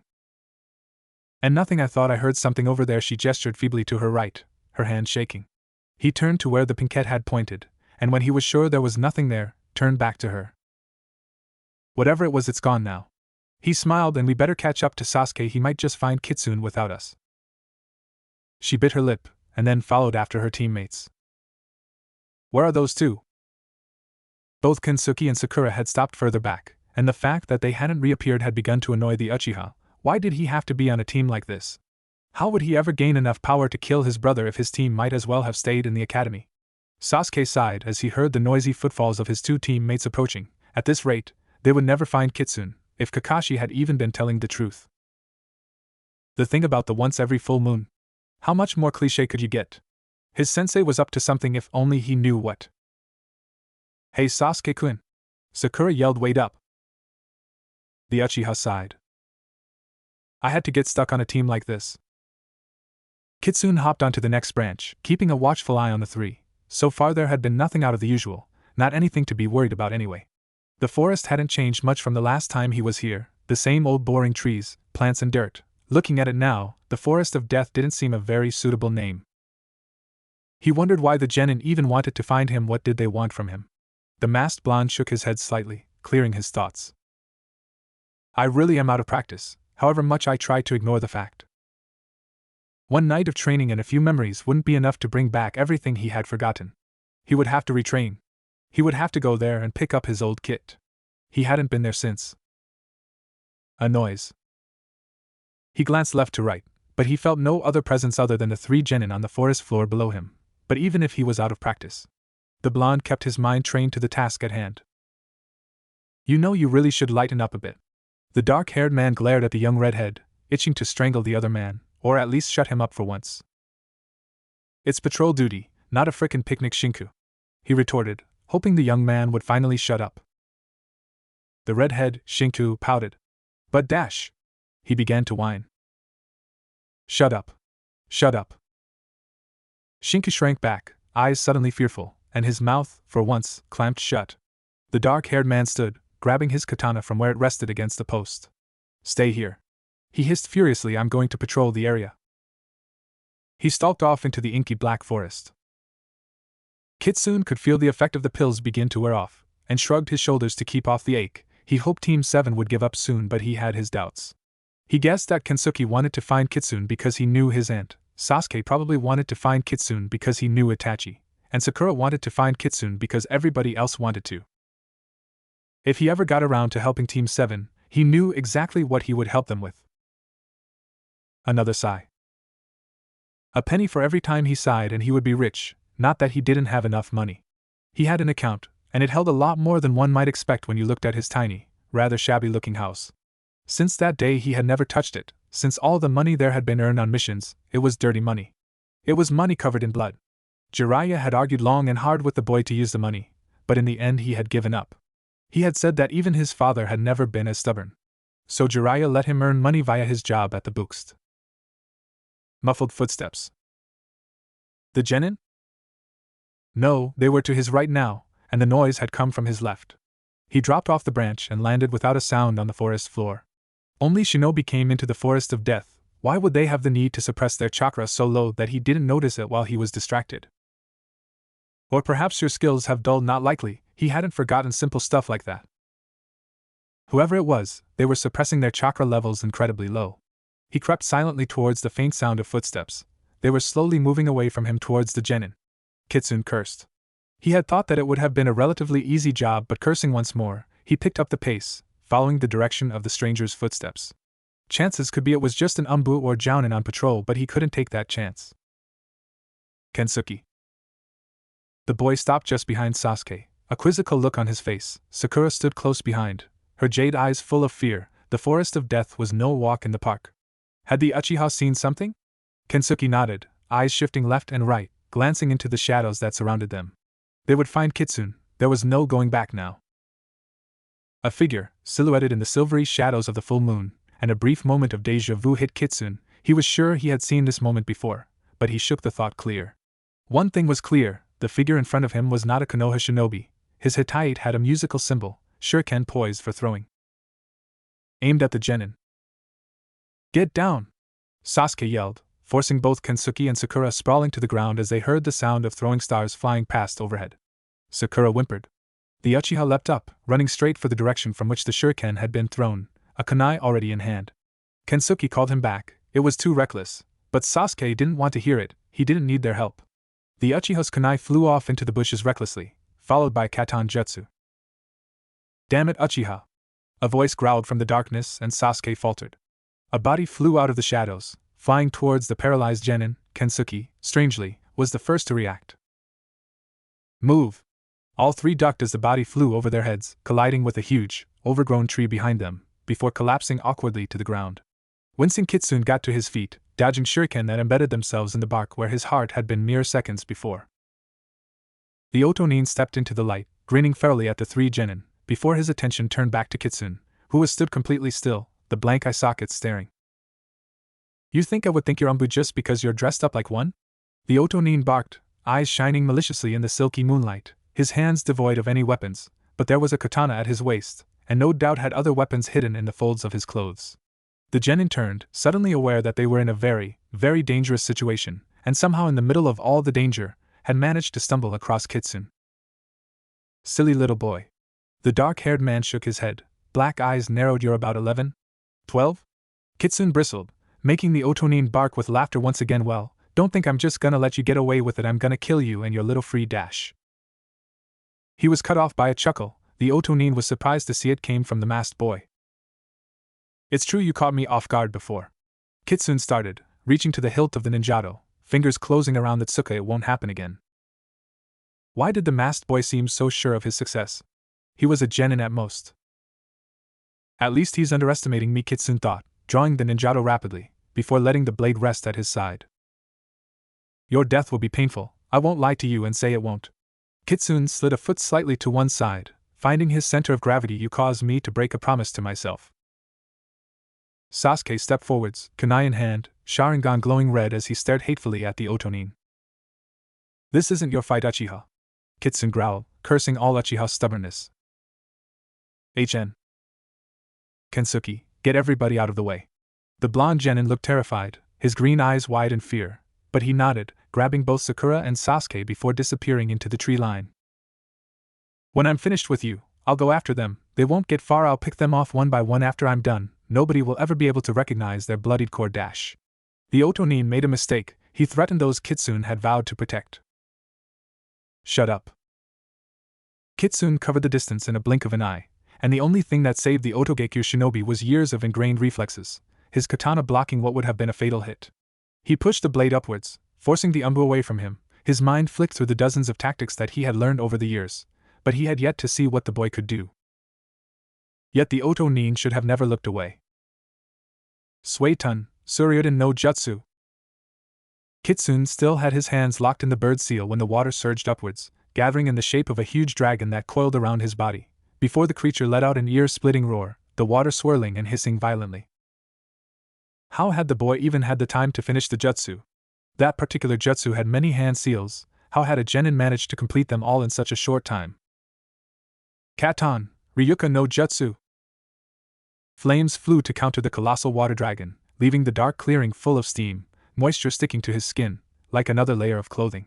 Something sharp dug into his neck, and blood trickled down the hollow of his throat, gathering in the material of his fishnet shirt. You forced me to do this. The Anbu kid whispered harshly into his ear, no compassion or childishness present in his tone. It was as emotional as stone. The blade was removed for a moment, and the Oto Nin thought for a moment that his life had been spared. Uzumaki Naruto was your killer. The boy whispered venomously. Remember this in the afterlife. The blade descended gracefully, meeting little resistance, red life liquid spurting in all directions, dampening the fabric of his shirt, sticking to the white porcelain mask. He had broken the last promise, to not kill another living thing. Kitsune bowed his head. And I hope you never forgive me. The steam cleared, leaving the still corpse in plain sight, blood already pooling beneath the motionless figure, the once gray shirt now entirely red, dark eyes staring vacantly at the full moon. He bent down, placing a finger on each of his fallen enemy's eyelids. He dragged them down, closing the empty orbs for the last time. You can come out now. He motioned to the genin it's safe. The masked figure stood and turned towards Team 7, moonlight reflecting off the bone-white mask, marred slightly by the dripping liquid that covered the lower left half, but 4 red lines could be clearly seen running from forehead to chin. Red spiked hair was visible behind the mask. The ninjato was slid back into its sheath with a tiny click noise, bringing the 3 genin back to their senses. Cautiously they stepped forwards. Are you Kitsune? Sakura asked, finally finding the courage to speak. Even though she stuttered as badly as Hinata did, she considered it an achievement, since either of the 2 boys had moved to speak first. There was a sigh. I suppose I am. It had been half an hour since he had saved them from the Oto Nin, and so far all they had done was ask questions. Even the Uchiha had put his 2 cents worth into the conversation. This, quite frankly, was worrying. Where do you live? Why did you leave? What happened? What's your name? He was glad they hadn't recognized him. The hastily placed henge made sure they didn't, but the noise they were making was giving him a headache, and he was still on the lookout for any enemy Nin approaching, but it seemed not even the animals that usually inhabited the forest were present.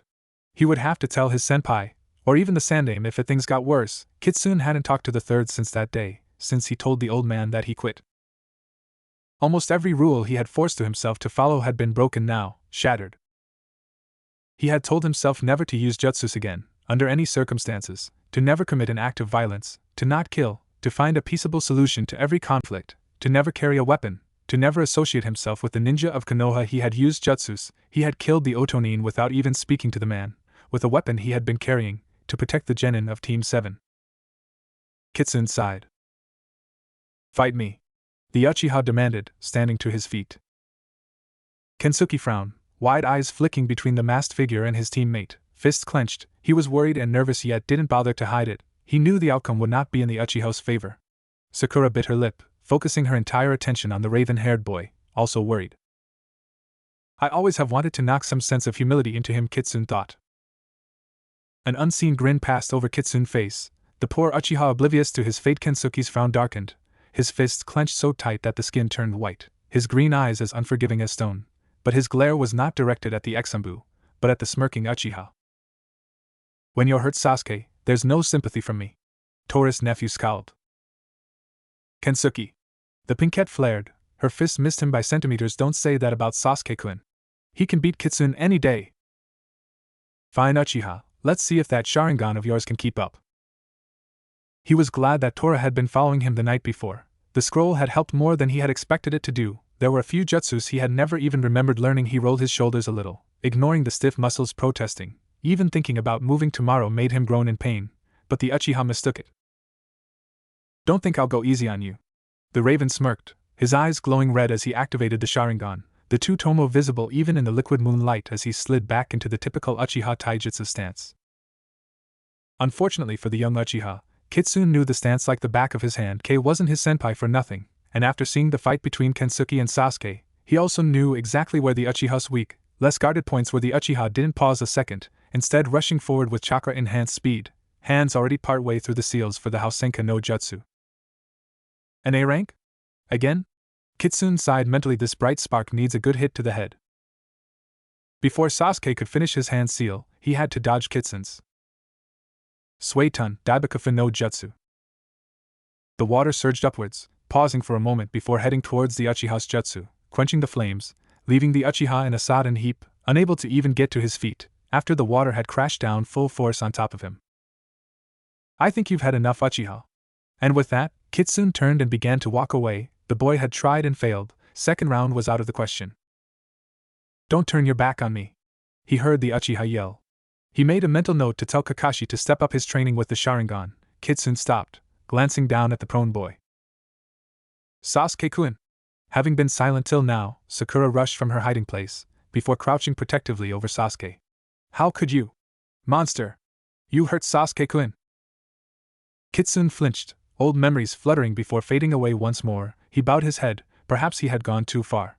Sakura backed away, unsure of what the ex-shinobi would do. She had been told stories by her father about how almost everyone who joined the Black Ops never came back the same as when they had entered. This man-boy could kill her, and no one would any wiser. He did ask for it, Sakura-chan, the Kensuke pointed out, much to the Pinket's distaste. Kitsune took a tentative step towards his fallen opponent, noting how Sakura tensed and reached for her kunai pouch. He held out his hand, and in it rested a small, round pill, the moonlight not to blame for its strange glow. Take it, it will help him recover at least. She hesitated, unsure of what to do, but a glance at the Uchiha, who still hadn't managed to get up from the floor, she reached for the pill. Kensuke had expected the ex-Anbu to take off, but instead, he sat down in a rather ungracious manner, before laying back, stretching his limbs out on the dirt, much like Kensuke had done after his fight with the Uchiha. The mask slipped a little, and Tora's nephew jumped. Kitsune didn't even seem to notice the boy's curious stare as he nudged the mask back into place. But now Kensuke was even more curious. Kitsune's eyelids drooped momentarily. He knew he was dangerously near his limits of energy. He probably had enough to get back to Konoha, since the last soldier pill had been given to the Uchiha, since the boy had been stubborn enough to stand in the way of the Suiton Jutsu. He had given the Uchiha the chance to dodge the attack, but no, his pride had forced him to take the brunt of over 2 tons of unforgiving water. Stupid Uchiha pride. Kitsune glanced around, wary for any more attacks. The Otonin had no reason to be in the Shiranomori, and that's what worried him most. There was no reason to attack the Genin either. It wasn't like they were even trespassing on Otogekyu's soil, so he would have to tell the Hokage about this. When the Genin were ready, he led them to the nearest exit, a point furthest away from any Chunin who could report them, and watched as the 3 figures disappeared into the night. Shunshin no Jutsu. He disappeared in a silent tornado of leaves. An Otonin, you're sure? Naruto nodded wearily, head held in his hands. Kakashi sighed, leaning back in the kitchen chair, obviously worried. I'll tell Sandame unless you want to go. The silver-haired man trailed off, suggesting that the boy should go and speak to the Hokage, but not saying it out loud. But both heard those unspoken words, both understanding. I suppose I could. He has a few of my things I need to get back. Kakashi fought the urge to smile. It seemed finally, after all this time, they had managed to get through to him. Naruto yawned, stretching his tired arms above his head, lowering them slowly before letting them drop back to his sides. Will you be able to get back home in that condition? The Jounin asked, concerned by how fatigued the blonde appeared to be. I might. Naruto shrugged, uncaring. I'm not sure. Kakashi chuckled before standing from the chair he had been sat in and walking over to the spare bedroom door, nudging it open. It's all yours, nobody else uses it anyway.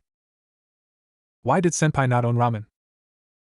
Naruto had searched every cupboard, but hadn't been able to find anything even remotely like ramen, just a stack of boring canned food. Every single cupboard was filled with the things, and Naruto was quickly losing what remained of his self-control. Feeling like he deserved an emotional breakdown after the night before, he left the house and wandered over to Ichiraka's, deciding that he could put the meal on his senpai's tab, since the man deserved it for not having any ramen in the house. I need to speak to the Hokage. The secretary peered over the bridge of his glass, giving the boy a once-over before his eyes dropped back to the paperwork he had been filling in before the civilian brat had interrupted him. I'm sorry, he's busy preparing for the Chunin exams. I need to see him. The damn brat hadn't moved an inch. I said he's busy. For a moment, the secretary thought that the boy would leave, but instead the blonde leant forwards, a blank look on his face. Code in, SD-435, mission complete. The secretary sneered, but he typed in the code regardless. The boy had made the mistake to use an Anbu code. Who would have believed the boy was Anbu? Mission incomplete. The words glared red, and a quick glance at the date the mission was set told him it was an old mission, perhaps 2 or 3 years old. When he looked up, the boy had gone. He stood from his seat, eyes scanning the entrance for any sign of the strange boy, before his attention turned to the squad of Anbu. You didn't see a boy run towards the Hokage's office, did you? He asked worriedly. The boy could have been a spy. The Anbu shook their heads, and with that the secretary sat back down on his chair dejectedly. If the Anbu hadn't seen him, he must have given up and left. The man smirked. The boy had obviously run away after he had figured out that the code he had given in was a Black Ops mission code. What's up, Taicho? One of the Anbu asked. His codename was? When that boy came in you got all weird, Tori added, her arms crossed, a frown obviously on her face, though hidden because of the mask. He, the captain of the team, giggled. Taicho, the third member of the squad, Nazumi, added, you are possibly the most insane person I have ever met.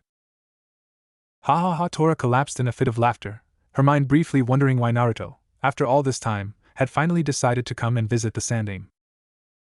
The 3 Anbu's sweat dropped. Why did their captain have to be so damn insane? Naruto took a deep breath, chiding himself for ending so caught up in his senpai's plans, but he knew he had already given up and decided to go along with it. I think that part of me forced myself to go along with it. Wait, I sound as insane as Tora. He shook his head, then gently pushed open the door. It's been a while, Naruto-kun. You did what? The Hokage chuckled. I can't believe Sasuke-kun actually challenged you to a fight. He shook his head from side to side. Yeah, well, let's just hope he won't do it anytime soon, Naruto smiled, before his face turned serious once more. There's no problem with Otogeki, is there? No reason for them to attack Konoha? The old man sighed, suddenly looking far older and more fragile than he had a few seconds before, tired eyes drooping closed for a second. Unfortunately, it's classified information. He sighed, rubbing his temples. Naruto grimaced, a look of pain crossing his face in a flash before disappearing. The last he had heard of Otogeki, it had been a fairly peaceful village as far as he knew. There was no conflict between them and Konoha. That reminds me, Hokage-sama, do you still have my equipment in the stores? The Sandaime's eyebrows furrowed, obviously confused. But you said you never wanted to see those things again. Naruto interrupted him. I've said a lot of things. And broken many promises too. The professor opened the drawer, which contained a dark silver key, rust setting in at the base. Retrieving the sliver of metal, he laid it on his desk. Thank you, Hokage-sama. The boy began to stand, but was stopped. Wait a second, Naruto-kun, there's something else. Another key was handed over. The blue-eyes boy cast a glance towards the smiling Hokage, who made a shooing movement with his hand. A present. Naruto knew better than to ask, so he left silently. The Hokage chuckled, before lighting his pipe and getting back to the never-ending paperwork. Surprisingly, the door opened easily. Naruto had half expected the door to be rusted shut, or at least a little hard to open, but the door opened with barely a noise. The 3 walls of the storage cell were covered with many different kinds of weapons, from kunai and shuriken, to bows and swords. But most of them he never used anyway. There would be only so much he could carry. There was only one thing he came for, and he knew, even after all this time, exactly where he had last put it. Flipping open the lid of one of the wooden chests, he carefully pulled out the weapon before strapping it to his back. Without staying any longer than he needed to, he left the storage cell.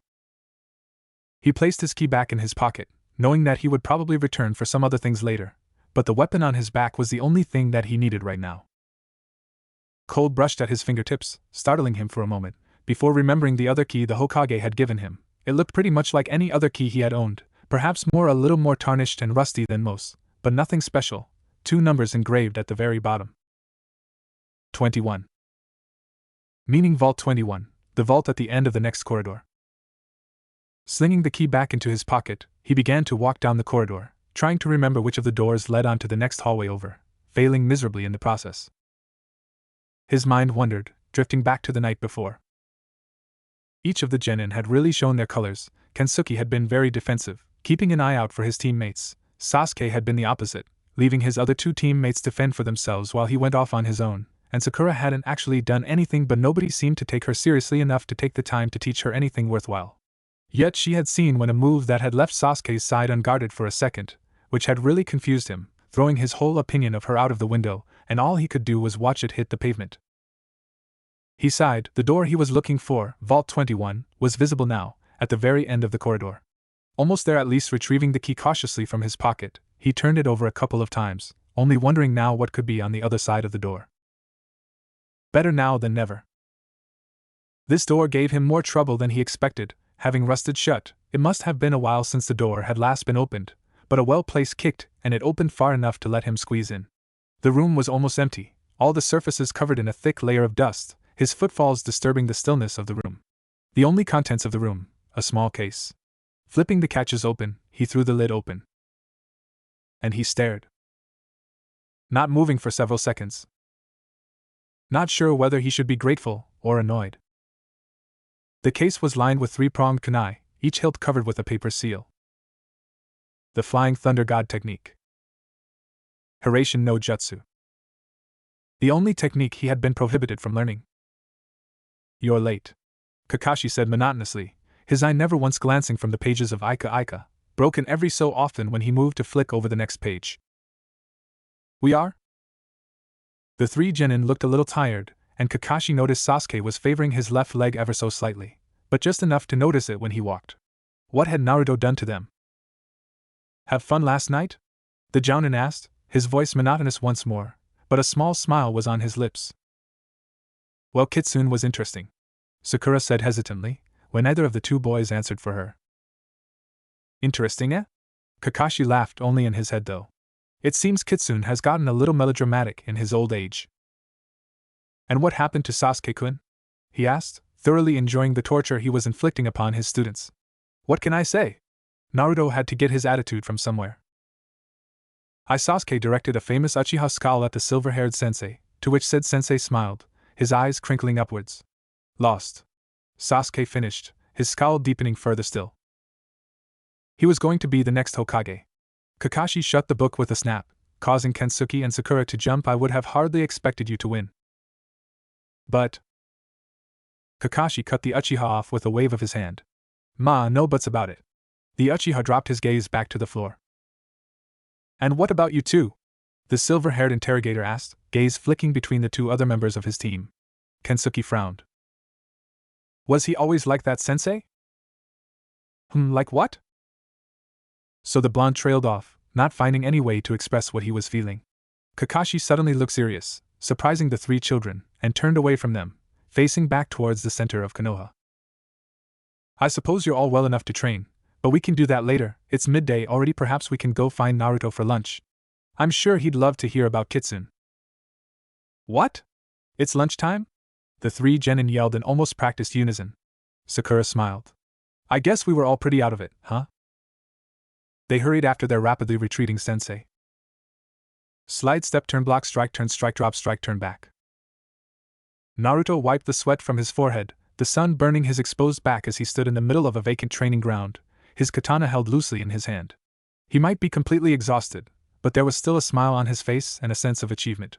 It was then that his stomach rumbled, and he decided that Ichiraku's was nice enough to eat for both breakfast and lunch. Strapping the blade to his back, he began to walk towards Konoha, taking his own sweet time. Look! Kensuke pointed, the frown replaced by his sunny smile at Shika and Kiba's teams. Almost all the seats were filled, and Team 7 had to squeeze in on the last 4 seats at the counter to place their orders. Let's just say the Uchiha was not impressed being crushed to their side by both Kensuke and Kiba. So Shika! Kensuke yelled, once again arms windmilling wildly. Watch have been up to? Watching clouds. And? No, that's about it. Kensuke frowned. But you have to have done something. Nope, the lazy slacker grinned too troublesome. Right, the frown suddenly disappearing as quickly as it had appeared. Chuji? Me? The Akimichi shoveled more food into his mouth. Not much. You know, Kensuke didn't really like the blonde-haired Yamanaka, but he didn't want her to feel left out.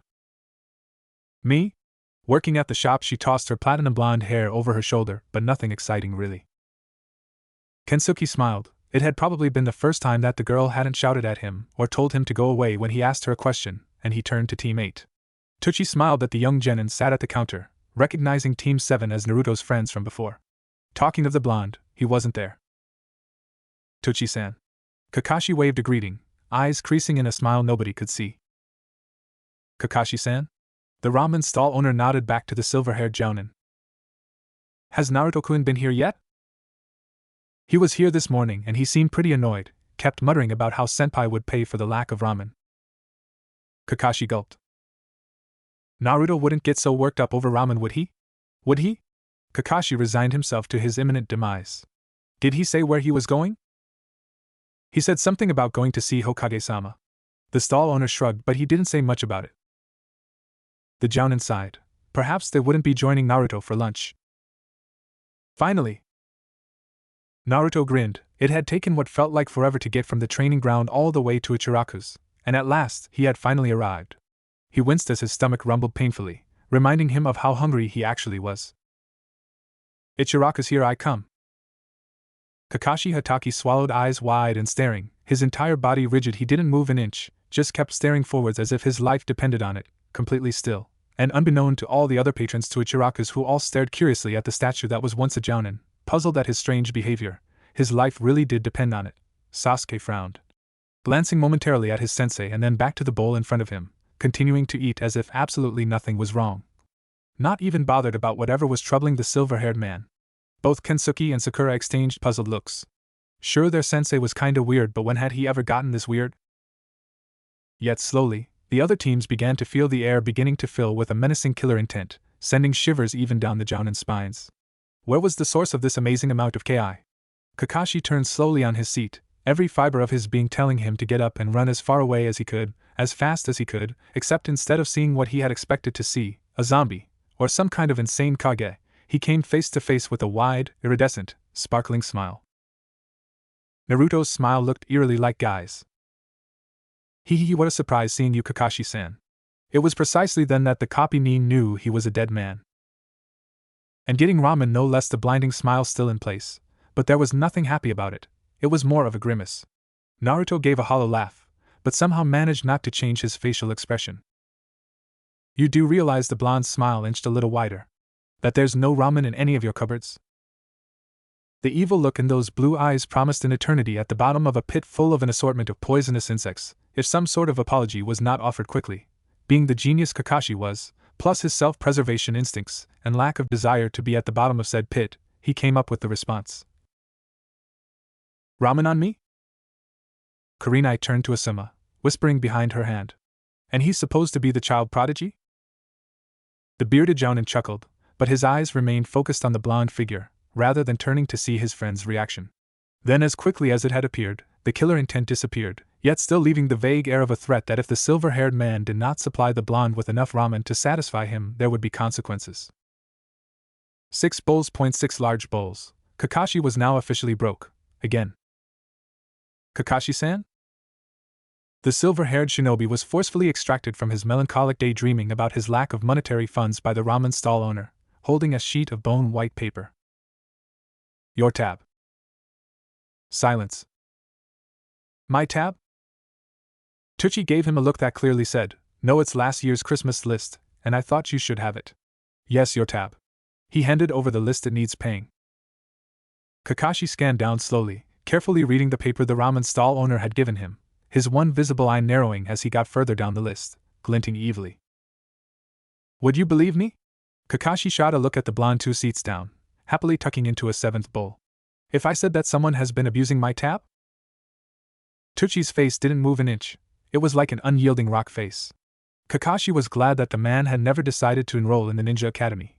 He would have been Ibiki's best friend. It's on your tab. The older man gestured. You have to pay for it. Wait. What?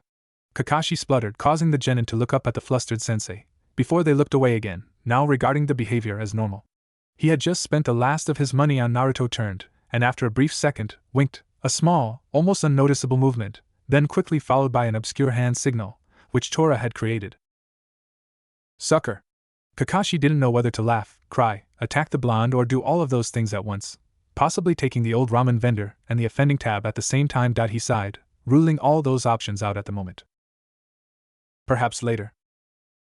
He shot the blonde an evil look that promised pain, suffering, and death.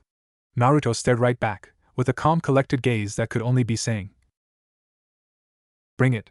Kakashi got to his feet, but nobody reacted, having decided that Team 7 Sensei was absolutely insane, so anything he did just had to be passed off as normal. Gray eye narrowed, shooting lightning bolts at the blonde, who had also got to his feet. This would be it. The ultimate showdown. What ya doin', Kakashi-sensei? Kensuke looked up, brushing his wild hair out of his eyes. I'm dancing, Kensuke. Kakashi said slowly, through gritted teeth. I'm dancing? No, you're not. No, really, I am. Kensuke turned back to his friends, voice fading into the dull buzz of sound from the genin teams. Nobody had noticed that both Naruto and Kakashi had disappeared. If I win, the silver-haired man said, dropping back into a taijutsu stance, you pay the tab. And if I win? No sign of the blonde's previous smiles were present, his face a blank, emotionless mask. Kakashi sighed, not relaxing for a second. Then I pay. Naruto flexed his shoulders, loosening up his joints before sliding back his foot into his usual taijutsu style, the one that was taught to him by the Sandaime Hokage. Agreed. Everything was still for a moment, nothing moved, like time had just stopped, everything so silent and calm. Then all hell broke loose. Ramhorse Dragon. Doton, Doryuden. Naruto sidestepped the attack, his face not even changing expression as the writhing mass of jutsu passed by. Really, senpai, I think you've gotten a bit rusty. Kakashi looked up, a little too late, the blonde's fingers already in a seal tiger? A Katon Jutsu? Katon, Guryoka no Jutsu. Kakashi dived out of the way, not having time to counter the raging, dragon-headed fireballs that were heading straight for him, his skin blistering from the heat. Yet it wasn't the intensity of the jutsu that surprised him most, it was the fact that an Uchiha Jutsu? When did he learn that? Grabbing the cloth of his hitaiite, he yanked it upwards, before setting his mind toward his next jutsu, ignoring the flaming, decimated forest behind him, and had to block against a thrust to the face, joints jolting painfully back into their sockets under the force of the blow. Had you made this about anything else? He jumped backwards, skidding back on the loose dirt to avoid a sweeping kick aimed at his ankles. Other than ramen this time, it was Naruto who avoided a blow, crouching as Kakashi's fist sailed over his head. I might have gone easy on you, senpai. He grabbed the Jounin's forearm and twisted it back, up behind his back, forcing Kakashi momentarily to his knees, and then Kakashi disappeared in an explosion of electrifying smoke, causing Naruto to leap back. Though no sign of his pain showed, he could still feel the electric currents running through his muscles. Right on Kage Bunshin? Where's the real Kakashi then? He turned his gaze to the floor, expecting to be pulled down into the earth any second by Kakashi's decapitation technique, caught off guard when nothing happened. You call me rusty?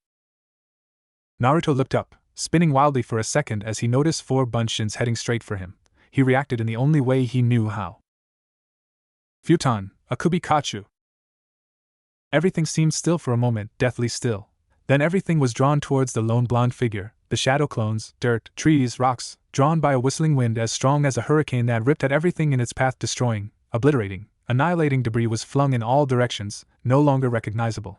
Naruto stood at the center of the chaos, not excluded from the madness he had created. The wind tearing at his clothing, clawing at his eyes, shredding, slashing, and cleaving at the unmoving figure. Slowly, Naruto raised his hands as if commanding the wind itself to cease, and after a few seconds, it gradually died down. That was a bit much, wasn't it? Kakashi asked, brushing the dust from his clothes. Naruto shrugged, still not turning to face his senpai. You were out of the way. So you knew? Kakashi stopped brushing his clothing and looked up, raising a slender silver eyebrow. Naruto didn't reply. Kakashi chuckled, standing upright once more. You just wanted to try that out, didn't you?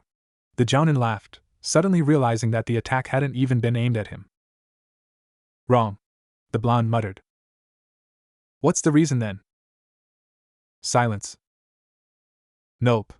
Kakashi shook his head slowly. I was right first time. Shut up. Naruto growled. So who wins? Me or you? Naruto turned, a scowl plain as day on his face. Kakashi sighed. Whoever wins after the next couple of moves?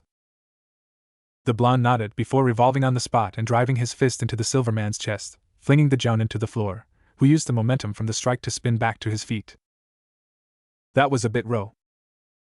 Kakashi hurled himself backward as the blonde's fist soared towards him. The amount of chakra concentrated in the fist made his teeth jolt together. The kid was totally serious about ramen. Yet the Hokage wasn't known as a prodigy for nothing. That was a bit raw. He didn't manage to finish his sentence. Kakashi hurled himself backward as the blonde's fist soared towards him, the amount of chakra concentrated in the fist making his teeth jolt together. If he got caught by an attack like that, it would no doubt end up with him in the hospital. He hated hospitals with an insane kind of fervor. He despised the pungent smell of disinfectant that lurked on every corridor. He loathed the plain white walls and the crisp white sheets. He detested the noise of echoing footsteps and the hushed murmurs behind closed doors. So it was decided, he wouldn't hold back in case he ended up in that white-filled hellhole. The fist missed him by millimeters. The kid was totally serious. And this was a fight about ramen of all things. Yet the Hokage wasn't known as a prodigy for nothing, but this was an almost Hokage he was fighting. If he just surrendered now whilst he had the full use of his body. I give. His surrender was interrupted when a foot smashed into his ribcage, thankfully not chakra enforced, but the faint aura could still be felt. Naruto had cancelled it at the last second. The pain raced through his body as he stumbled backwards, narrowly avoiding landing an ungainly heap on the dirt, staring up at the bright blue sky as a flock of birds passed overhead. 8 if you wanted to know the precise number. So fast, Kakashi muttered to himself, I didn't even feel it coming. Naruto stared, his foot still raised after the kick, having not moved a muscle, an odd half-smile on his face. Kakashi groaned. I expected you to move, the blonde stated monotonously, his foot lowering slowly back to the ground in surprise. Kakashi winced, inspecting for any broken ribs that Naruto's attack could have caused, hissing in pain as he found a few. I was expecting you to listen to me, he hissed irritably, still staring up at the limitless expanse of azure sky. I didn't hear you say anything. Naruto frowned, brushing the hair out of his eyes, reaching a hand out to pull the wincing Jounin to his feet. So does this mean? The blonde easily tugged the older man to his feet. I won? There was a silence, in which neither of the friends said a word, broken only by the rustling of the leaves in the trees. Naruto started to laugh. The only thing that kept Kakashi from strangling the boy was the fact his ribs felt like they had been set on fire. You know, you really should go to the hospital or something, Naruto pointed out as the silver-haired man grimaced in pain, stopping for a second to catch his breath, hand pressed against his chest.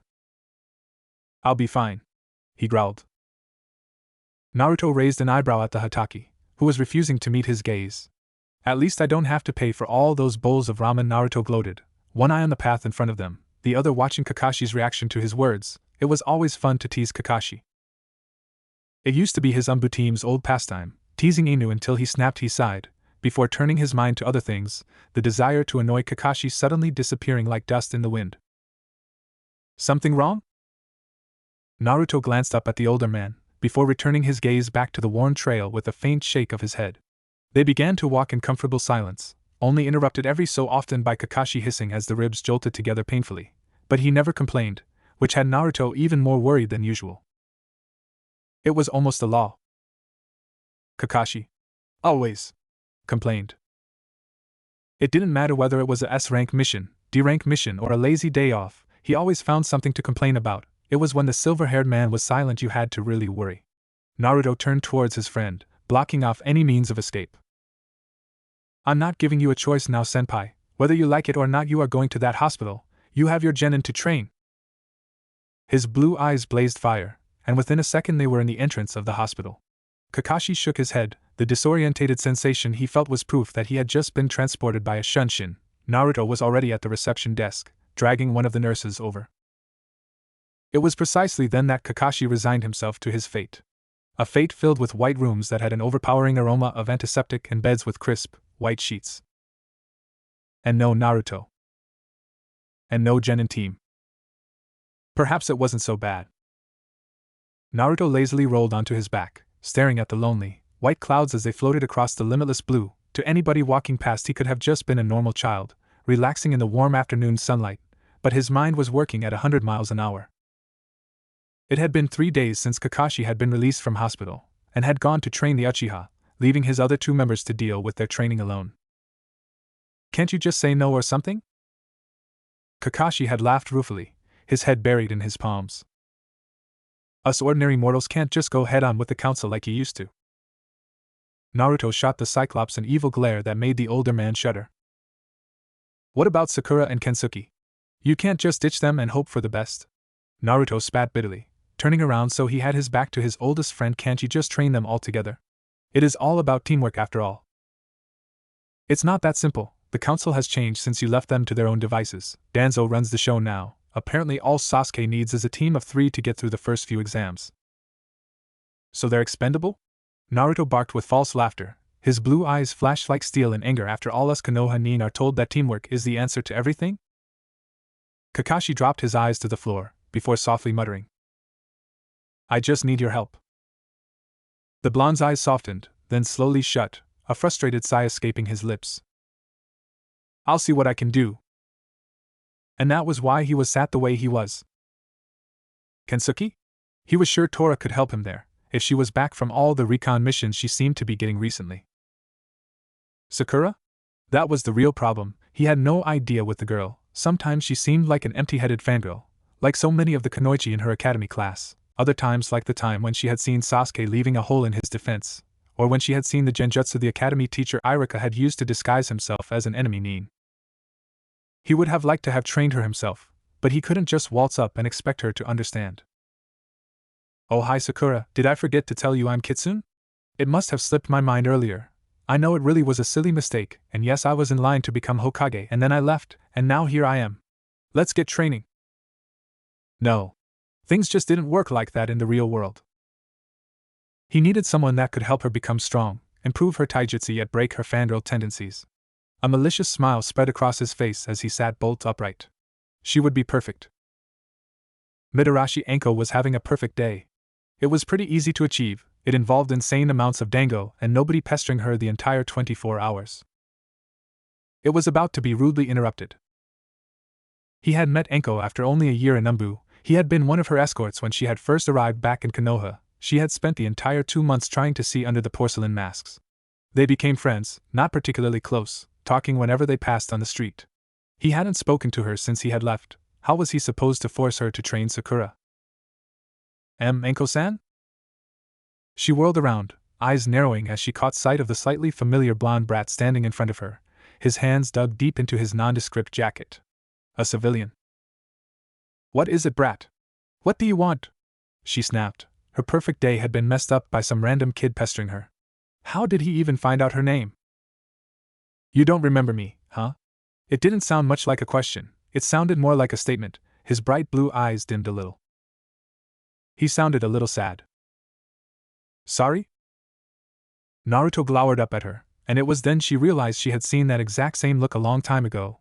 It was a look that only one person could achieve, like a volcano on the very edge of erupting. Anko bit her lip. "Naruto?"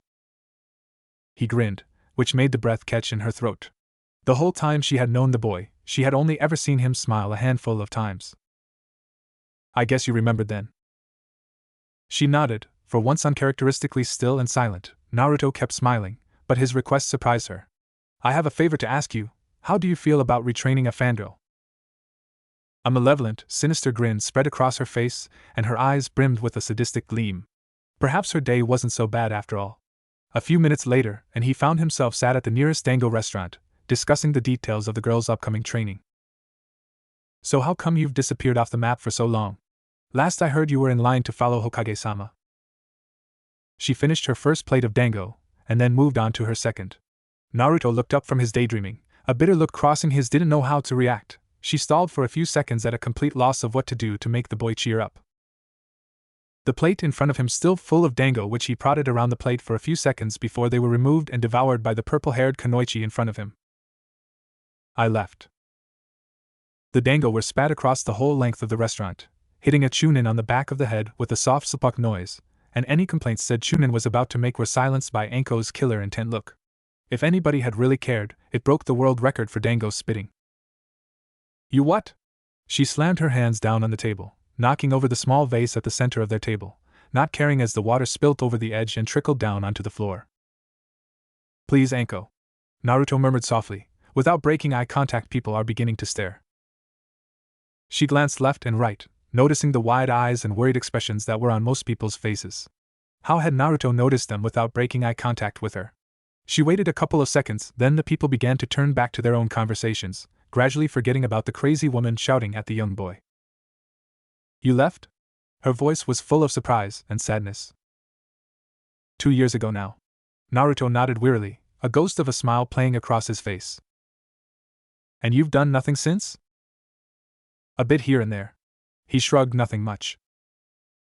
And what was this request about then? The last piece of dango had been left on her plate, and she didn't look like she was about to pick it up until she had gotten to the very bottom of this mystery. Naruto sighed. It's Kakashi's genin team. He's had the council on his back to train Uchiha Sasuke in the mighty ways of the Sharingan. Naruto spat, showing his intense dislike for the Dijutsu, but it leaves the other 2 members in a bit of a bind. One I'm pretty sure can manage with his family, but Sakura came from a civilian family, she has nowhere to go. Anko nodded, but still the dango was left on her almost empty plate. To be honest, she's pretty useless in everything but book smarts. I've never seen her use ninjutsu or genjutsu. She has the basic academy taijutsu stances, but she hasn't done anything with them. She has faster reflexes than most genin her age and an almost limitless fangirl obsession over Uchiha Sasuke. Naruto stopped, carefully analyzing Anko's reaction to her new student's skills, or the lack of. And I have how long to train her? Hook, line and sinker, Naruto thought. About 3 weeks. Anko smiled sweetly at the blonde in front of her. When do I meet this pathetic excuse for a kunoichi? Kakashi burst into unceremonious laughter, then gracefully fell off where he had been sitting on his kitchen surface. Naruto sighed as the still sniggering man appeared above the cabinets again. You did what? It's really not that funny, senpai. But Anko? With Sakura? He disappeared with unrestrained laughter. Naruto rested his head in one of his hands with yet another sigh, trying to picture the man that was presently on the floor giggling like a little girl as the same man that he had fought and killed beside years ago. You don't seem to have much faith in your pupil. But well, she's Sakura. That sentence had a sobering effect on the Jounin sensei, who got to his feet and walked silently over to the table where Naruto sat, before he slumped down into one of the well-worn chairs. So you don't care about her? Your teammate? Kakashi winced, each word biting into him like a sword blow, leaving nothing but a cold and empty feeling behind, as if everything had been yanked out from inside of him. Those that break the rules and regulations are scum. But those who abandon their comrades are worse than scum. Obito, he looked up to frosty blue eyes, and Kakashi could see the pure anger that was writhing just below the calmer surface. He wasn't this boy's senpai anymore. In fact, he hadn't been for a long time now. It was easier to just pretend. To pretend. You'd rather ignore her and hope she gets killed? Again with that soft, emotionless voice that went through his very soul. He didn't know what he really thought about Sakura. She fawned over Sasuke, she ignored Kensuke, she had absolutely no skill in taijutsu, ninjutsu or genjutsu, but her chakra control was above average, but only because she had such small reserves. When he thought about it, she was like a more temperamental version of his teammate during the Third Great Shinobi War, Rin. He had thought the same about Rin when he had first met her. She was a medic nin, with low reserves that preferred being backup than actually harming somebody. He had thought her to be useless, extra baggage that he didn't need, but after so long he began to realize she patched him up every time he got hurt with her medical jutsu, which took more control than he ever thought she had. And at the very end, when she had to transplant Obito's eye. You understand, right? Kakashi blinked at the sudden change in emotion on Naruto's part. The blonde laid back in the rickety chair, resting his feet on the dining table, staring vaguely at the ceiling. She's not just a stupid fangirl, she just does that in the hope that someone would take a second to sit up and take notice that she actually exists, he breathed out, a smile flickering across his lips. Bad choice in the self-centered brat that is the Uchiha. Is that Kakashi finally mustered up the courage to speak why you put her with Anko? Maybe Naruto admitted, but you have a ninjutsu or a genjutsu specialist in the Uchiha's Sharingan, taijutsu or ninjutsu in Kensuke, and then poison jutsus in Sakura. It rounds off your team nicely, though there will be a tendency to lean towards ninjutsu with you as their sensei, of course. Now that Kakashi sat back and thought about it. Just promise me, Naruto began, rising up from his chair and walking towards the door. You won't abandon any of them. Just before he left, he turned back and smiled weakly. You got me? The door shut, and the spell on Kakashi was broken. The man leapt toward the door, intent on finding the boy and bringing him back inside, after what Tora had said to him about the time Naruto had broken down and shouted at her. The door flew off the hinges, leaving a dent in the graying plaster wall opposite. Naruto? But the blonde boy was long gone. So Kakashi-sensei sent you here? Sakura awkwardly played with the hem of her red skirt, not making eye contact with the scary woman who looked like she ate genin for breakfast who stood in front of her. That he did. Now where shall we start off? How about Enko put on a fake look of contemplation, but she had already planned her torture the night before. First thing for an attitude change is a change of appearance. She smiled viciously. How about we go shopping, Sakura-chan? Sakura smiled uncertainly. Was it a joke? Did this woman actually think that they should go shopping instead of training? Enko grabbed the girl roughly by the hand and began to drag the pinkette behind her, as she made a beeline for her favorite Kunoichi fashion shop. Tora nursed the bruise on her right cheek, softly promising death to the blonde idiot when she saw him next. He had decided that she was the ideal sensei for Kensuke since she had been the one to teach him the basics of the ninja arts. When she had offered him the job back, he had said, "Whoever wins?" Naruto won. Naturally, for some reason Lady Luck was almost always by his side. She was glad nobody had taught him poker yet, or at least he had never brought it up in conversation. So now she was stuck on her 2 weeks off, training her nephew an easier version of her taijutsu form. She had debated running off a few times, but she knew for a fact that the evil, sadistic, malicious blonde would drag her back kicking and screaming. She went back to cursing the blonde's existence. He lazily dangled both of his feet off the edge of the ancient, decrepit wall that he was sat on, watching the various people, civilian and shinobi alike, passing below him with an almost detached kind of interest. There was an overexcited, almost anxious buzz in the air, like an electric current. Even now, so early in the morning, the people were already getting prepared for what was to come. The Chunin exams. He watched an Anbu team briefly flitter into his field of vision, stopping very briefly to talk to a patrol of Chunin before disappearing off towards the direction of the Black Ops headquarters. The sun was warm and bright, but there was the smell of rain in the thick air, but no clouds in sight. Odd but not uncommon for a fire country autumn. He could hear the dry leaves rustle behind the tall, pale walls that surrounded him, and he caught himself wondering if the leaves had turned red. A metallic glint caught his eye. Naruto squinted, catching sight of an otogekure Hittite glinting in the pale early morning light, the musical note glaring tauntingly up at him as he tensed, unintentionally cracking the concrete under his fingers. The dark night when he'd shadowed Team 7 into the Sure No Mori flickered back into his memories. They belonged to an unfamiliar genin team walking purposely toward the ninja academy. Their sensei walked slightly behind them, a confident, long-legged stride that told of a masterful base of taijutsu and a perfect poise that wouldn't crack under pressure. The team themselves didn't appear to be particularly worrisome. They lacked the confidence of their sensei as they peered down shadowy side streets. There appeared to be little team chemistry, and the female member of the team appeared physically weak. If Naruto had to guess, the sensei hadn't been their sensei for long, and the team had been hastily put together not long before the announcement of the Chunin exams. He watched them enter the academy doors to where the first part of the grueling exam was to be held. What are they doing here? He breathed out in agitated annoyance, cursing the very existence of Otogekure no Sato, who just didn't feel like giving up on whatever stupid plan they had in mind. Who was the Otokage anyway? Would he be coming to oversee the exams with the Hokage? It was a mystery to him. He hadn't even thought about the Otokage's appearance until now.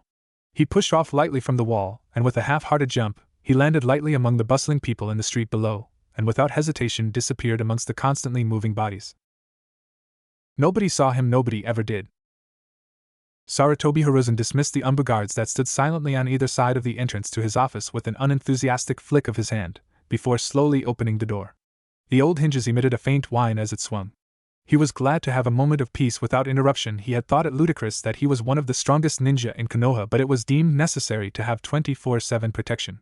He remembered having to explain the politics and appearances of the bodyguard protection to Naruto a few years back, when the boy had laughed at the Anbu's refusal to leave the Sandaime Hokage for the evening. He was sure the Anbu would finish their errand in a few minutes. It was hardly as though he was going to be helplessly ambushed in such a short amount of time. The old man entered his office, noticing that his protective seals were still in place, and he relaxed, turning to shut the door behind him before he heard the sound of paper rustling against paper. Hiruzen immediately fell back into his defensive taijutsu stance, carefully watching the strange figure behind his wooden desk rifling through the carefully stacked paperwork for the Chunin exam he had left there only the day before. What surprised the old Sandaime the most was the fact that the intruder didn't even look up but kept on carefully searching through the paperwork with an analytical eye. There was no sign that the infiltrator had even realized that he had been discovered in the act. Any reason in particular that you're in here? Only now the stranger finally looked up, his vibrant blue eyes meeting watery gray, before they dropped back to the paperwork once more and the Hokage relaxed, slowly walking towards the desk. The question still stands, you know. He laughed good-naturedly, removing his pipe from his official robes, and lighting it with a low-level katan jutsu, sighing with pleasure as he took the first puff. The pipe was yanked from his mouth and sharply set down on the desk, away from any paperwork that could have accidentally been set on fire by any stray embers falling from the rim. The Hokage forced himself not to squawk with surprise at the sudden movement, or rebuke the blonde, but he fell silent when he remembered Naruto's never-ending hatred of smoking. The boy certainly looked troubled, even more so than usual, even if his blue eyes were icily calm and he moved with a certain precision that was ingrained in him after so many years of strict training. Sarutobi could still tell when his almost grandson was bothered or worried about something. Like now, for example. I saw something, was the blunt reply to his earlier question, and when the Hokage waited for more explanation, he got nothing. The old man sat down wearily in his well-worn chair as the blonde continued to search through the papers, absently catching one as it floated towards the floor. A background check on the Chunin participants from Namigakure no Sato?